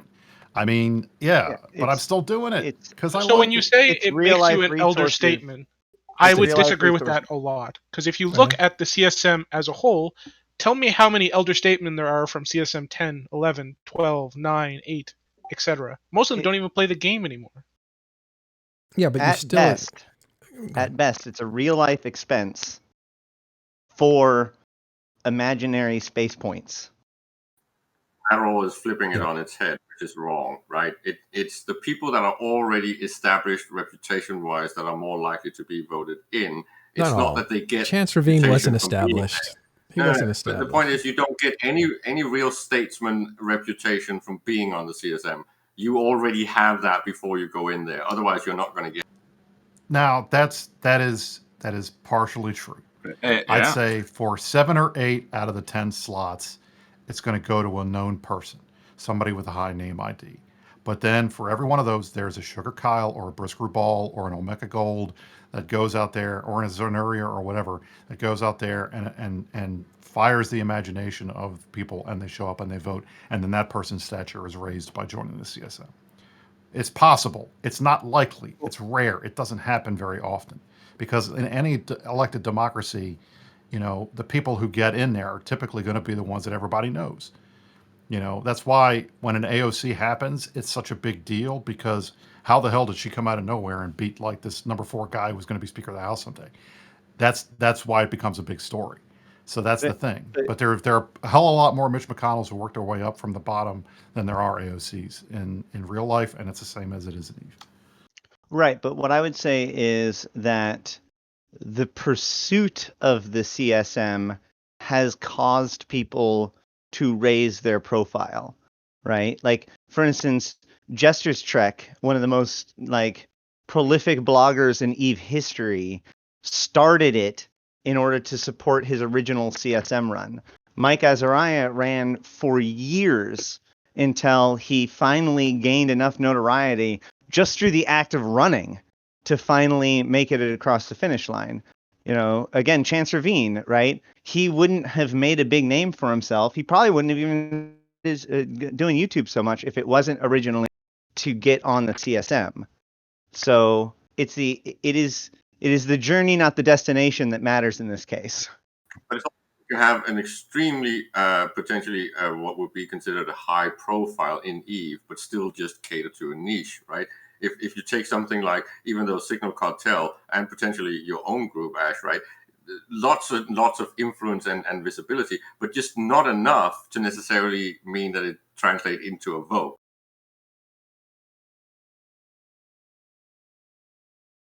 I'm kind of tired. I think this argument took a lot out of me. Wait, was this like a 4-hour podcast today? We're still going. It's a party. We got 215 people watching. Happy Capsuleer Day, everyone! I've been sitting here all this time playing another game and just listening to you guys go. It's a party. I literally just got done having a very nice chat with my son. Thank you very much. He's fine. Thank you. Well, I mean, the show is called Talking in Stations. And that's you wish him a happy Capsuleer Day, Ash. Stations about Dirk still hasn't gone to bed yet. Stations, to be honest. Billy, I want to clip out what you just said. That's what this is all about. Talking in stations. Anyway, he spray painted all over the place, so now he's having to scrub things up. And I had to explain to him that when we make messes, we have to clean them up. You got my point, right, Ash? I even though I respect many of these reputation-carrying names, Mike Azariah, yourself, there's many organizations in EVE that are very visible. Hell, even Matterall. Doesn't mean I would vote for them. Oh, yeah. I think actually Noisy Gamer was like, I'm not voting for you. It's like, bro, you're breaking my heart. Like, why wouldn't you vote for me? But it's because I don't align with him. And a few other people that I really like. No, you voted for me, right? Yeah, I don't think you're going to vote for me. I told you I did. This is back to Brisk. I actually will vote for you. That makes you vote for for one someone, reason, right? Betrayal. No, I will, because I do believe in the amount of work you do for communicating with players. I completely disagree with which players you commune with, but I do think you're at least a conduit to players, which I think is something. It's yeah, important. well, and there are some of them, right? Like, so when you look back at kind of the last year, right, people like Villy, who were out there on shows like this and also communicating not just with their own coalition, but communicating with players from various places. Dunk, I think, was one of those people. Brisk, in the year that he was there when he represented Wormholes and shit like that. I mean, these are the people that are out there kind of doing what we would expect CSM members to kind of do for the broader universe out there of players and things, is kind of being receptive to that sort of thing, being out there talking, giving what their views are, and taking feedback in the process, typically because they're on live shows and Twitch chats happening and things like that. And then you've got other ones who are representing perhaps a more narrow constituency, but also kind of have, thoughts more broadly. Point is that when you look at the candidates, right, I think I don't want a pushover or someone that just represents everything that I think or believe about EVE Online. I am much more focused on voting for representatives that will do a good job at the CSM. So even though I might disagree on many things with someone like Brisk, someone like Aerith, I will still vote for them because I know that they're doing a good job. Well, it's always funny because many people say, we disagree on these things. Generally, when you go through the issues, I don't think you would find most people disagree with the CSM in very many issues. Like, there's this common misconception because our policies are much more what do we think, and there's not like on the issue of super capitals, I currently feel they need EHP reductions. Like, there isn't those kind of things where people can attribute the post and expect that those are the things to happen. People don't really have the same like policy connection with the representatives in the same way that you do in real politics. The other thing to point out is while the process is very politic, the body itself is not a governing body, right? The CSM doesn't have actual authority for over much of anything, and ultimately, to CCP, they are functionally a feedback channel. And contrary to popular belief, CCP is not full of dummies. They know what they're dealing with.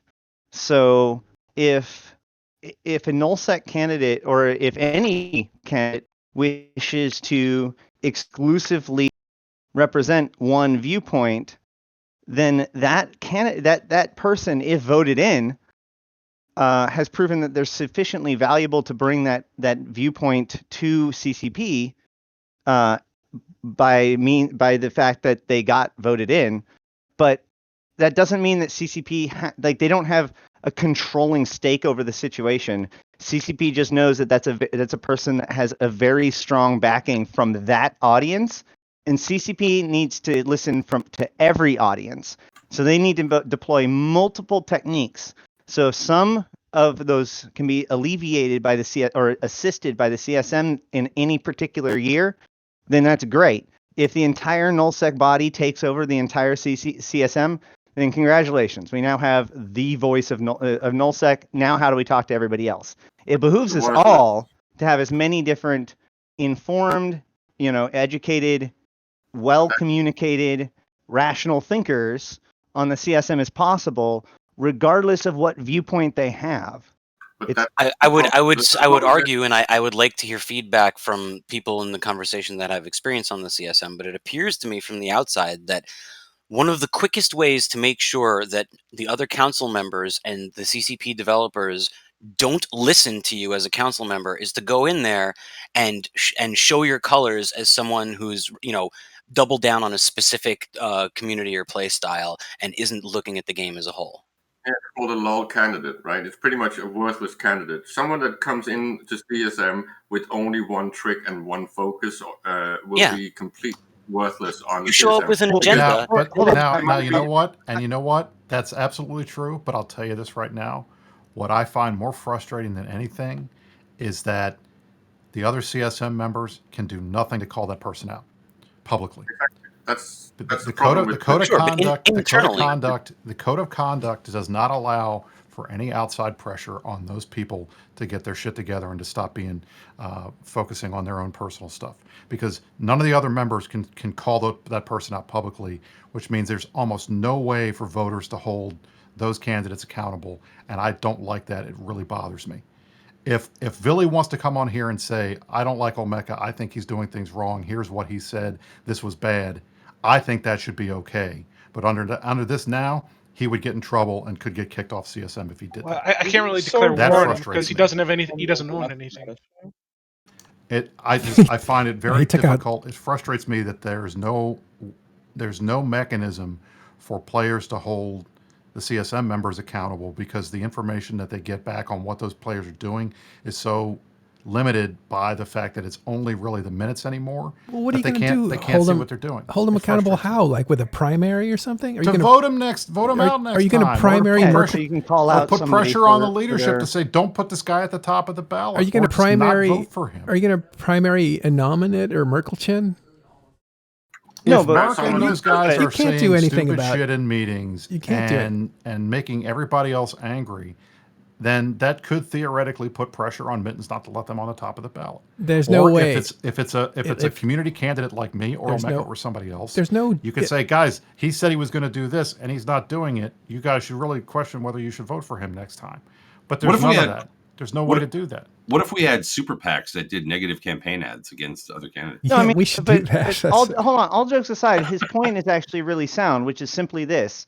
Right now, we actually have no accountability mechanism. It's not just that the CSM can't call each other out. There is zero accountability mechanism. So right now, somebody could be on the CSM doing nothing productive or being very caustic or whatever, and literally there's no way for the voting base to have that knowledge right now without a breach of the rules in order to make a sound decision about whether or not they want to vote him in next year. This is absolutely right. And I mean, we had it used to not be that, and it used to not be that way. Vince was it Vince the year before last that was kicked off the CSM? Mm-hmm. Who was it? It was Vince. Killaby resigned. Killaby was moderately at least he participated in stuff. So but he couldn't do some stuff. He had it was Vince. I was just trying to clarify from inactivity.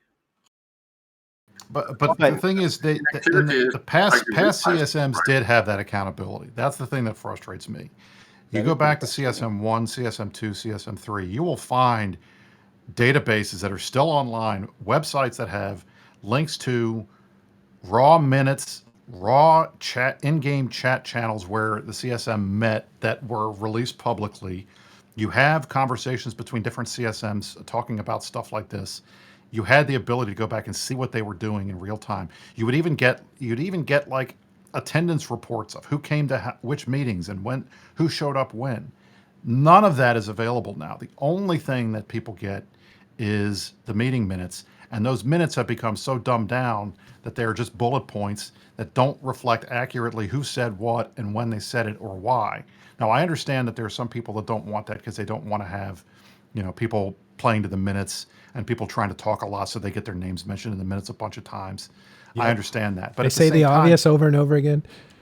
Right, or say the obvious over and over again. But the thing is that we don't have any tools to hold anybody accountable.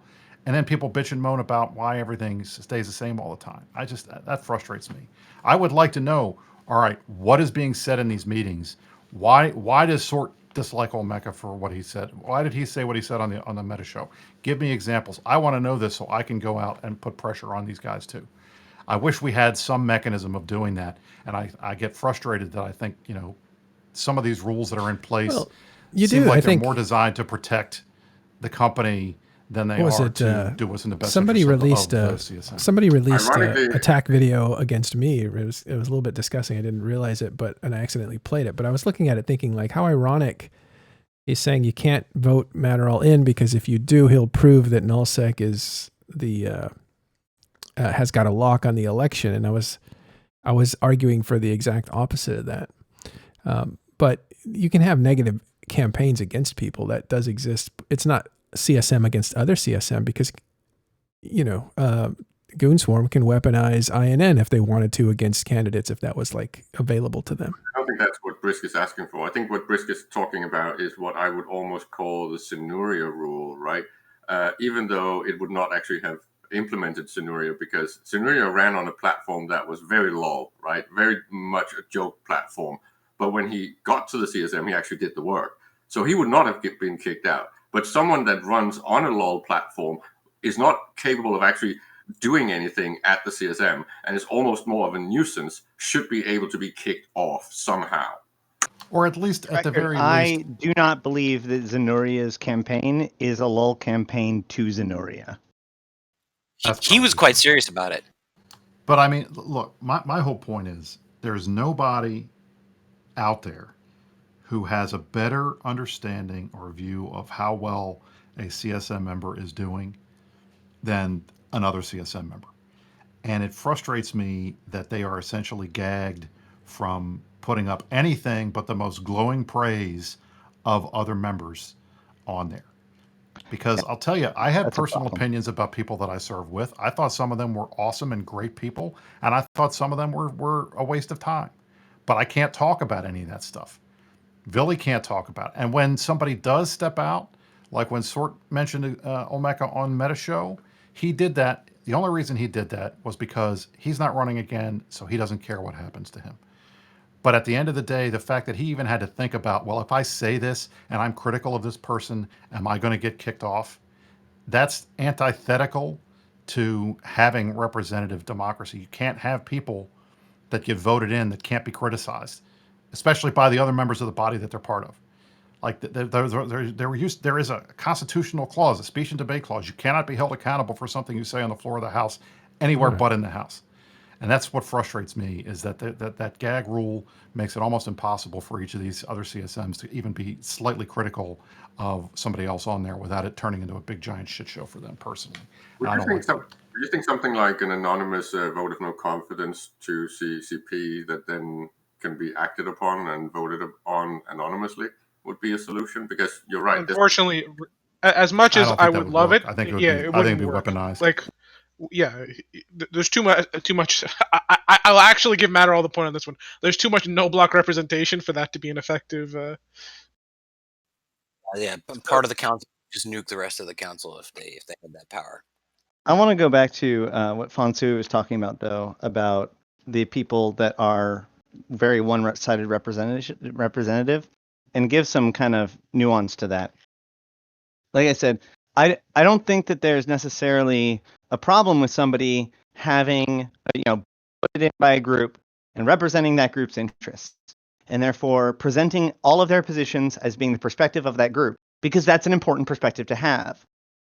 The problem actually comes in when you get the sense that they're being manipulative, that they feel like they can control the situation, or like the accusation that CSM basically manipulated CCP into reducing the wormhole connections to nullsec, right? That this was not necessarily good for the game, but like the CSM hypnotized CCP to make this happen through their wily ways. What was that, like 2006? Okay, this isn't my turn. 16? No, yeah. Any rate, my point is that it isn't the one trick pony side of it. It's more the if they feel like you're being dishonest, if you are giving advice in a way that is designed to promote your agenda in a non-direct way. That's when they really start to just basically go, oh, because nobody wants to be manipulative, Like I said, you can still give totally good one-sided feedback. Well, and anytime they bring up like, I know we had multiple conversations about like, when we were talking about the sales tax that's now in the game, for example. Like I'd always have to be like, raise a hand as the guy running the TTT right now. This is my feedback.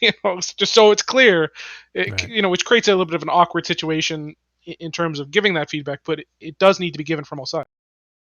Well, as long as we accept the fact that you don't get to be a deciding body, but you're just getting to be able to make sure, like, I don't get to control what you have to, yeah, what but you let's do. not pretend I'm glad that this piece of, I want to be able to tell you this piece of information so you can make let's a good not decision. pretend that they vote on things and they get their way. Nobody thinks that understands CSM. They used to. They don't anymore. Right. Well, they used to say we're stakeholders. They don't have that necessarily anymore.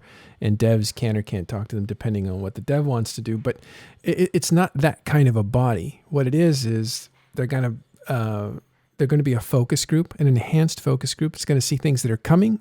It's going to talk over a lot of the stuff that's already in the game that needs to be reworked. And in those capacities, the CSM is very good, incredibly good. They have incredible subject matter experts on the mechanics of the game and some of the real world problems that are happening in the game. The question is, what game are they talking about? And they always talk about the same game, PvP in spaceships. That's the game they're talking about. Where a lot of us don't care that much about jousting, as Aerith calls it, or pew pew pew, as other people call it. We care about larger things. How much PvP do you think Aerith does? I don't care how much he does. It's not about him. It's not about what he does. It's about where he comes from, what he cares about. He cares about. I'm not going to actually commentate on what he cares about, but you can just see in his behavior where he puts his energy, right? And it's so high sec trading.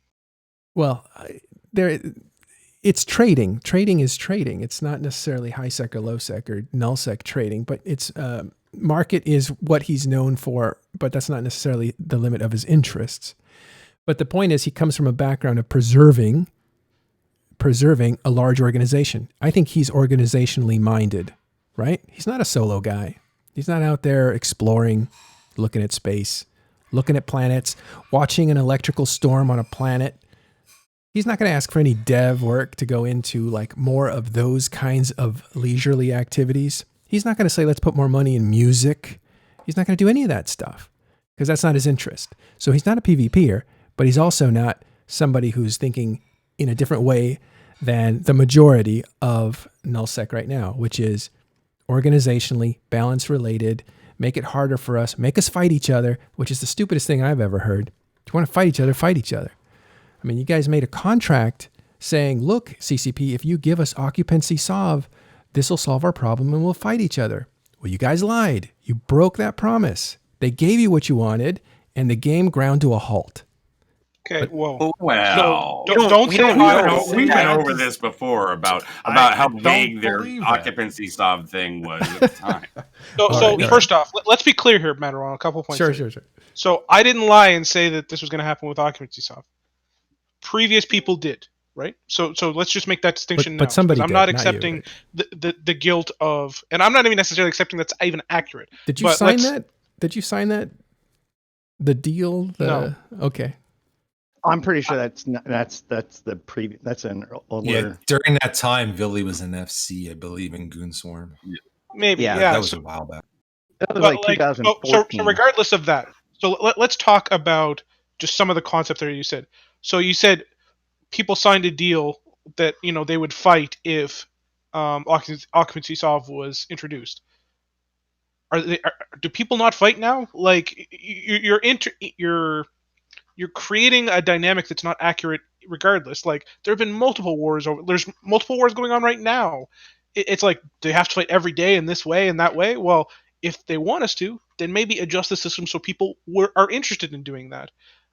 Saying that you drop this ball of occupancy solve on top of us and then say, well, you've got your thing, now you're responsible to do this other thing forever. It's like the system has never been good. Occupancy solve has never been a good system. Like the Entosis mechanic from day one has been terrible, and getting iteration pushed on it has been obviously a failure in terms of where it's at now compared to where it was. Right. Well, let me give you another example. There's this whole thing about like when you took away our moons, you stopped our reasons for fighting. If they were to put pause and moons and moon mining back the way it was today, you might see 3 or 4 fights and then it would stop. And people would say like, well, what's next? I mean, literally, you guys are like... It's not about moons. It's about conflict drivers. Exactly. You're saying like... So let me finish my point though. So like you're saying like people used to fight over moons. Yeah, they used to fight over moons because moons were content drivers. Moons were things that had value that people could fight over. Then they removed them, and guess what? People stopped fighting over them because they didn't matter anymore in quite the same way. So you say, well, if you put them back, there will be fights. Yeah, there probably would be fights if you put content drivers back in the game. Content will drive to it. Like that is how it works. Will it be equal to whatever you desire? Maybe, maybe not. Like, but that's not for you to decide. It's for the numbers which determine the attributes, which will determine the amount of content that is driven to it. If you make a moon worth 20 billion ISK a day, I can guarantee there'll be lots of friggin' fights over it. Or alternatively, there'll be so many fights over it that people will negotiate a deal to remove the fights. So then you can scale back the value, or you can scale up the value. Like, there's so many ways to adjust these things. The problem is there hasn't been significant iteration on the system to encourage that content generation. No, the problem is that thinking right there. The thing is, content is only combat, and you need things to fight over for players to fight. I'm not even sure that's true. Like, well, if you're looking for, you were literally just talking about the thing that leads to a fight. So then, therefore, it has to be something that leads to a fight, right? I think that the important... How do fights start in real life? I guess, do you guys fight over women? Fight over honor? Somebody called women? Somebody calls somebody's mom ugly. Well, it's really easy. You fight to win. And right now, In Eve, you do not need to fight to win. You don't In fight order to win. for me to win, you don't have to lose. You don't fight to win. You the fight best because way you're to win right now is to put all of my fighting into defending You myself. don't fight to win. You fight when Do you're we mad. really fight to win? We have I mean, a 1 trillion fight to over a Matterall's cost. point. To Matterall's point, there are an infinite number of things in history that have triggered wars. There have been an infinite number of things in EVE history that have triggered wars. There's no one set way. There's no one game mechanic that's better than the other. The problem is when you have a tried and true mechanic that does generate conflict, taking it out and saying, well, we're going to make this better because, and then the better doesn't happen, then yeah, you should consider going back to the old way. That's good game design. That's good. That's good iterative thinking. Then let's talk about the design, because here's the important thing. They didn't get rid of moons. They changed them. So why do we discuss it from a game design concept as them taking them away? So what about what changed to moons made them go from being a conflict driver to a non-conflict driver? Because one guy the easiest answer is they had HP, and now the moon chunk itself, the moon is invulnerable. If you put HPs back on the chunk, you're back to the old system. Well, I mean, you could just attack the structure. Bit more than that. It's also it's harder to do that. The structure is much easier to defend than passes were. But that's all how hard it is to attack. That's not why it's no longer worth attacking. I think that part of the problem making it harder makes it less worth it. I think that part of the problem is that the ownership of it isn't the value, because you still have to do the work to do it, which and even that requires its own level of administration. And now there are miners that expect to be have their own value of it, so it becomes a tier asset, like a bottom-up asset more than a top-down asset, which makes it so that alliances don't care about them because they're more money for.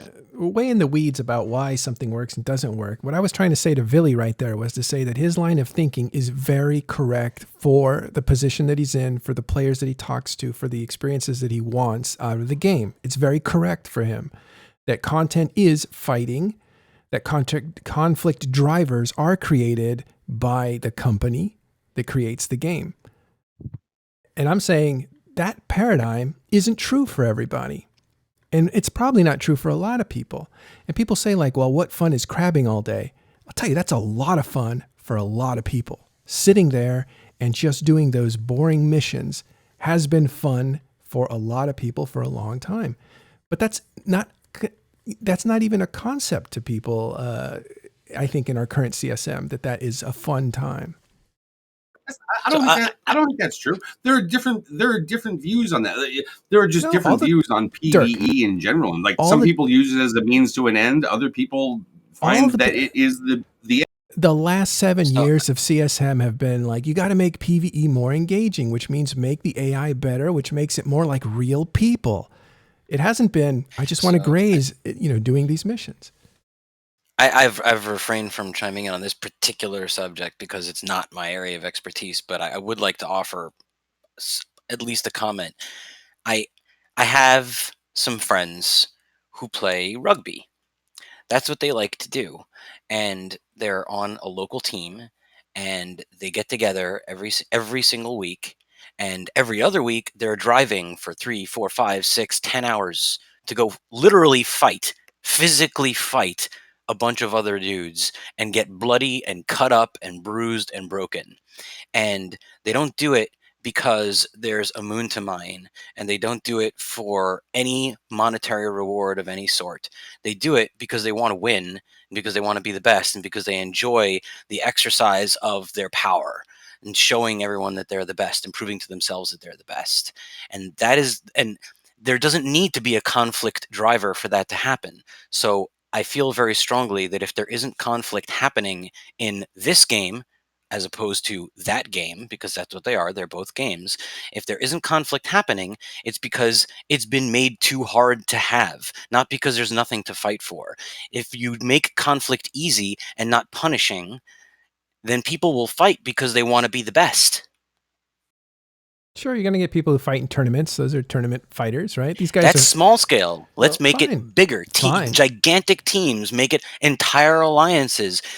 The reason that it doesn't happen is because it's annoying and obnoxious and Fine. takes people away from what they quote Usually unquote you really get want to do. half the people who are going to compete will say this game is rigged and basically stop and say that it's rigged. I think people fight for different reasons. You do fight for competitiveness. I'll end right here. And then you also fight because you're mad, because somebody insulted you, somebody slapped you, or somebody did something else. It's up to the players to fight that fight. And it's up to the leaders of players to bring along other people to sacrifice their time and energy for a certain effort, whether it's a goal or a moon, getting a rugby ball past the line, or because somebody insulted your mother. They should feel that too. That's up to leaderships. Not CCP necessarily. I think it's ultimately a player issue that we're trying to solve by having the developer put a coding-based solution, a game-based fix to what is quintessentially a player issue. Yeah, I mean, like if you want a sandbox and you expect a sandbox and you demand as close to a perfect sandbox as you can get, then you better expect to be a little creative about what sort of sand sculptures you make, because they're not gonna push you in any one direction, because that would be influencing the sandbox. Like the more sandbox it is, the more it is incumbent upon us to divine our own structure and our own goals and our own objectives and our own stories and our own claim to fame. That's what we asked for. And I think that's what Matterall was really trying to express in his rant. So I want to answer that, Ash, about the sandbox part. Can I just point out to something that was said that's a little bit relevant? This whole for the lulz and for the funs of it, that's fine. People should be able to do that. But the sweatband warrior stuff is not what creates a healthy simulation game. This whole, I'm just fighting to fight. You need to have actual goals. You need to have strategic goals, especially if you want this to be a nullsec-centric game where you are doing politics, where you're trying to actually win one over on your neighbor. If it's just for the lulz and the slugfest, this game is boring as fuck. I think players are ultimately complicated because if people don't want to fight, they don't want to fight. We've talked about jump bridges being a content driver. We almost reinforced a jump bridge with 70 people 2 jumps away from our 25-man total. They would not fight at all. They refuse to fight. People won't fight if they don't want to. And it's a player and a leadership-based issue. And I think the idea of blaming CCP or talking about lack of content drivers, they are the lack of content drivers. Arya is next. And so it's interesting. We talk about the sandbox, and I'm playing some other games. I played some games where to have a fight, to have a siege, you have to show up at a certain day on a certain time on a certain week out of the month. And to me, that's not. If I have to show up at a certain time, that's like me going to Disney World and I have to be there 3 o'clock to see the dolphin show. And if I'm not there at 3 o'clock, I don't see the dolphins. To me, that's a very theme park element. A lot of these things we talk about, conflict drivers, posses, you can engage in fights at any time. I can steal from a posse anytime. I can attack that posse at any time. But we have a system now where you have to show up at the right time. I can't just go to Ashtarothi structures and reinforce them right now, unless they happen to be vulnerable. They may be invulnerable. I have to show up at the right time, just like a theme park. What are you talking about? That hasn't been true for like 2 years. You can now reinforce any structure at any time. It's the timers that come afterwards that matter. Right. So the timers after, I can't manipulate that. You got a lot of ways of manipulating that. It's just like with the POS, with the strong reinforcement or whatever. It's just like there is no such thing as an invulnerable structure anymore. Just so we're clear. Okay.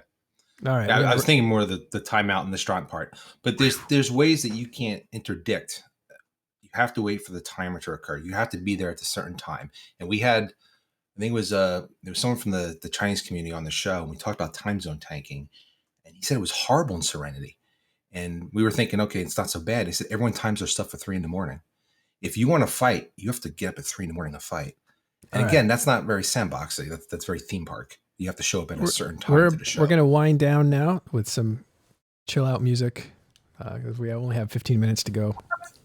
So, no, but is there? Just when you get on to the hard questions and the interesting stuff. What do you mean? That because this is what's happened, right? Caleb wants to talk about the power grid on the Illusion now. I just get frustrated with this whole. All right, we have 15 minutes. Normal. So this particular puzzle is something that has probably interested me the most about EVE Online. Not because different people play games for different. I get it, right? Like I've lectured about battle taxonomy and the different kinds of players, on and on and on. But one thing that we do know is fundamentally true is that people like to compete. It's a natural instinct. If you put people on one team and another team, they will begin to compete. My favorite example of this was one April Fool's Day on Reddit. They just randomly assigned a color to half of the group and a different color to the other half of the people in Reddit. So depending on your whatever, every account was just randomly assigned. And the entire Reddit went to war. At first, it was kind of a joke, but by the end of it, you could tell that like legitimate feelings were hurt at least a few times during this process. So this idea of like us versus them is so primal that it causes me to wonder why it's so difficult to get people to care about faction warfare and specifically contesting the war zone. People who get into faction warfare simply do so for ISK. It seems the simplest thing in the universe to have an us versus them, blue versus green, red versus yellow, our team versus their team. Hey, the war zone looks green right now. Let's make it blue. Like that seems so primal. And yet no one does it for years. No one has really like engaged with it in that level. And it shouldn't take anything additional from CCP to do that. This should be trivial. The CCP should be having to figure out how to get other people to do other things, or missions or whatever. So, but the thing is that what I've come to is that this is foundational to the first line of the seminal document. Death is a serious business. In order for death to be a serious business, it has to have consequences. And therefore, the journey of EVE is this journey towards trying to mitigate that consequence. And one of the two methods that we've done that is, one, we quantify all of our activities by its value in raw ISK, because that's our ability to continue to progress forward. And secondarily, it has caused us to become increasingly risk adverse, and then once sufficient ISK was accumulated, to then use our quantity of ISK to break the consequence of death, and therefore become immune to that. But then that breaks the foundational statement of EVE. Death no longer is a serious business. All wars begin to grind to a halt. Conflict begins to cease. And that is literally what we've witnessed over 20 years. Well, we have people that are pacified. They love this idea of peace. It's an opium to them. They don't want to fight. They don't want to lose. They hate the idea of violence. They hate the idea of fighting. They want to stay in their systems, in their safe umbrellas, yuppie, skippy, and crab, and game and grow all day. They don't want to fight. You don't say those nasty things about Matterall on his show. It's just bullshit. Well, every time they fight, they lose a bit of themselves. They get stabbed. A chunk of flesh falls off. To them, that is loss. They do not see the gain that is by weakening another man. Existential threat, right? You don't understand that peace is what you aim for if you can get away with it.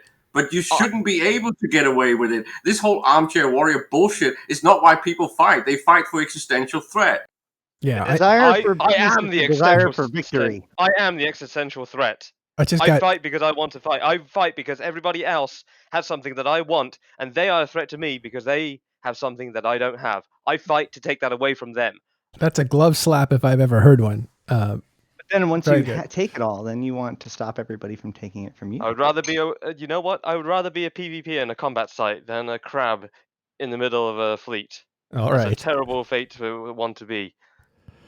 All right, die a warrior's death. I understand.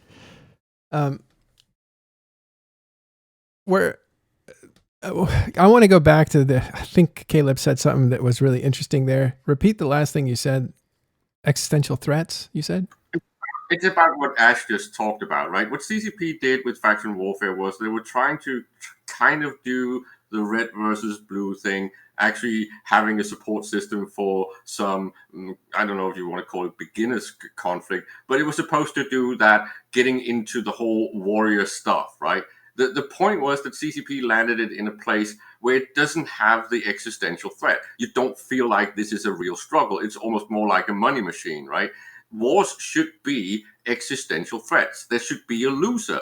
And there's just not been a loser for 5 to 8 years in this game. No, what's really happened is that the losers have won. Ash, let him finish, please. Okay. Sorry. The point is go next. That ideally, when you are dedicating yourself, the more you dedicate yourself to a conflict or a gameplay, the more you are getting chips on the table. And when you lose, that should be something that really sets you back, proportional to how much time you spend in it. That's just not in the game anymore. Go ahead, Ash. So basically what happens is if a side loses, what I've witnessed is this conceit to the transition from crabbing to combat, right?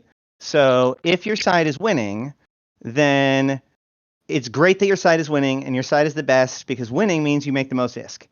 And if your side is quote unquote losing, that's good because your side is the PvP side.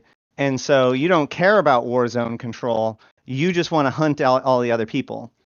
And so this idea that we can give up our care for war zone control by embracing a different objective is kind of part of the problem, which speaks to the larger issue on EVE, which is that, we're challenged to solve these issues, but we are allowed to solve our issues by redefining what we find important, right? Like one of the reasons why conflict used to be a big deal was because being knocked out of your territory used to be a big deal, not just because you lost a lot, but because you cared about where you were, right? When you knocked Stain Alliance out of Stain, they're not just going to go somewhere else and be Stain Alliance somewhere else. Like they'll never be that again. You've done that because but the problem is that you don't get that if there aren't people that are willing to say that this is my place. This is what I'm trying to do. And this is what I care about. Well, you have renters now. You knock them out of a place, they'll just rent off somebody else, and now they're fully protected, and there's nothing you can do. But this instinct doesn't come from like basic impulses to drive conflict. This instinct comes from dealing with the fact that death is a serious business. Well, they don't have the instinct for it. Their instinct is conditioned to something else, and whatever it is, it's not what I would like to see in the game. Derek, have you been convinced by any of this? Huh? No, dude, I kind of like freaking zoned out a little while ago. He's not even paying attention. I know. That's why the drifter tattoo. No, actually, this is kind of one of those like conversations that just goes round and round. And if you're actually trying to wrap up in the next 8 minutes, you better find the downside of this one. Now, listen, I just want to leave on this note. Everybody thinks that players need to fight players in order for this game to work.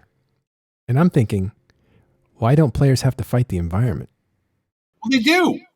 No. Why don't they have to fight the environment? Why because they don't want to the environment. The environment should kill players. Oh my god, they're going to take our sons and they're going to bring their fucking dimension into our dimension. It's going to get spooky. Wait a minute, you're running for CSM? Who's running for CSM? No, I am not, and Ash isn't. I don't think either of us are. Well, you can game the environment. You can't game other players.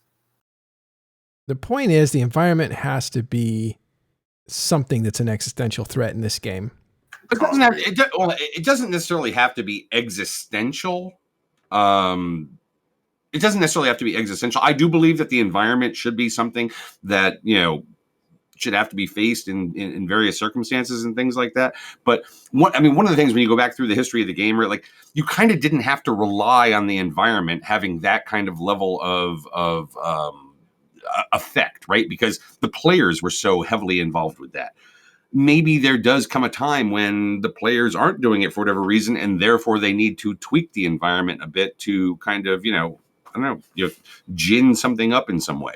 Here's how you but really in a way, it's probably the fault of something else rather than. What Matterall is saying is that he wants the grass to be toxic and kill the player. That's not what. The issue there. I can bring this all together. I can bring this all together and have it be relevant. Okay. Oh my God, if you say Triglavian, I swear to God. Actually, it's included. So if you want to talk about conflict drivers, if you want to talk about PvE versus PvP, blah, blah, blah, blah, blah, these event sites that have started to come out over and over again, have actually become true PvPvE drivers where you have to engage with the content in PvP equipment in dangerous areas, and people are out there and doing it. And the last time we got to have lots of cool brawls with assault frigates and command decies and destroyers. And this time it's going to be that the lower level sites are only in high sec, but the higher tier sites are going to be in everywhere else but high sec. So low sec, null sec, wormhole space for these sites.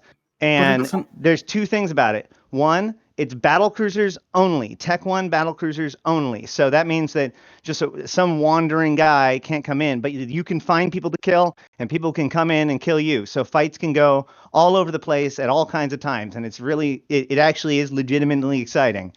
And secondly, the Trig who are going to be there, they come with all kinds of E-ward to disrupt the situation themselves, including scrams, including anchoring Vedmax, which is a cruiser. So it's very nice. The point is that I don't want to die to any rat of any kind, but I would like to have 100 people like PvE isn't dangerous, but I refuse to put myself into a situation where a rat might kill me. But this is all opt-in. I want people that are real live people to kill me. Go next. I want rich people. But my point is that we roam around in low sec, in battle cruisers, fighting people as we go around. We're in PvP ships. We just, if we're successful, we also manage to kill some rats and make some money at the same time, or we kill somebody who is already doing that themselves. Let's get McLeod in here quick. Right. So back to Matterall's point of the fact that, you have to have having the environment be an existential threat, right? Like as much as, fair enough. There's these, these new Triglavian kind of sites and stuff like that. That's all fair and well, but it's all opt-in. You go to it. Like if you want to experience it, it's not an existential threat if it's an opt-in scenario. Like, I don't live in that's Australia the thing for a reason. Well, I completely understand that risk. Well, but I want to speak to the fact that there's a reason why PvE isn't an existential threat inside of EVE Online, and it's because there are always areas in EVE Online that you can place yourself in that you're always going to be safe from PvE. Like if there is a situation where CCP starts blowing up high sec stations, NPC stations, then you can say that PvE is an existential threat. Up until that point, it's not, and it never will be. Here's what we're saying. I think. Hold on a second. Have you met the Rasnaboard? Kramer the gamer has it right, and that's what I'm talking about. I want to see droughts. I want to see hurricanes. I want to see lightning storms that affect nullsec, and that is the benefit of living in highsec: is that you have an NPC empire that have resisted these storms and weather effects for you. So you don't have to do it. But once you get past those gates, you got to do it for yourself out there in the wild. And that kind of tension creates more friction. And friction is what creates opportunities for fires, for fights, for flashpoints. More pressure on players. I was going to say the storms are coming, and highsec ain't safe either. Well, PvE, these PvE sites, it's all consensual. You go there, you are consenting to No, I'm not talking about that. I'm not talking about that. You were just talking about conflict drivers, and you're talking about having a good time fighting. I'm telling you that I find these as awesome conflict drivers for all kinds of different people. That's all I was suggesting, and I wanted to plug the fact that this is literally starting in 2 days. So this is I say again, but have you met the Rasnaborg? Because Ash Fonsui, when the Rasnaborg like blows up an NPC station that people have stuff in, let me know. All I'm saying is, from what we know from CCP right now, 2 things. 1, the storms are coming, and the droughts are coming, and 2, I wouldn't consider HiSec 100 like HiSec. The statement that the empires have resisted it and therefore you're safe in HiSec. I don't know if that's absolute going forward either. Just heads up. Storms are coming, everyone. You have no idea what CCP has waiting for you. You know what? I prefer. Hold on, Rich. No, we're wrapping up here. We're done. I gotta go. It's been 4 hours. It's been 4 hours of fun, some give and take, some heat, some quiet moments. And I want to thank all you guys for being a part of it. Hang out with us here at Talking in Stations Discord if you want to hang out with these guys who think incredible thoughts. The storm is coming. I guess we know that now. And it's been 17 years of EVE Online that's kind of kept us all like totally plugged into this thing. So thank you guys for showing up. Thank everybody in the audience for showing up and putting your comments down. I'm glad you guys had fun. Let us know if you had fun, actually. And we will see you tomorrow. We're going to raid somebody now. I'm going to give like 30 seconds as I look for somebody to raid. So thanks everybody for being in here, by the way. Golde ammo. Golde ammo. Do it. Make it happen. 5v5 streams are currently ongoing on Matterall. All right. Risk for CSM. You need a closing credit screen, yo. I know. It's so anticlimactic. Oh, hateless. Let's do hateless. That's why I have the recognition. Yeah. All right, guys.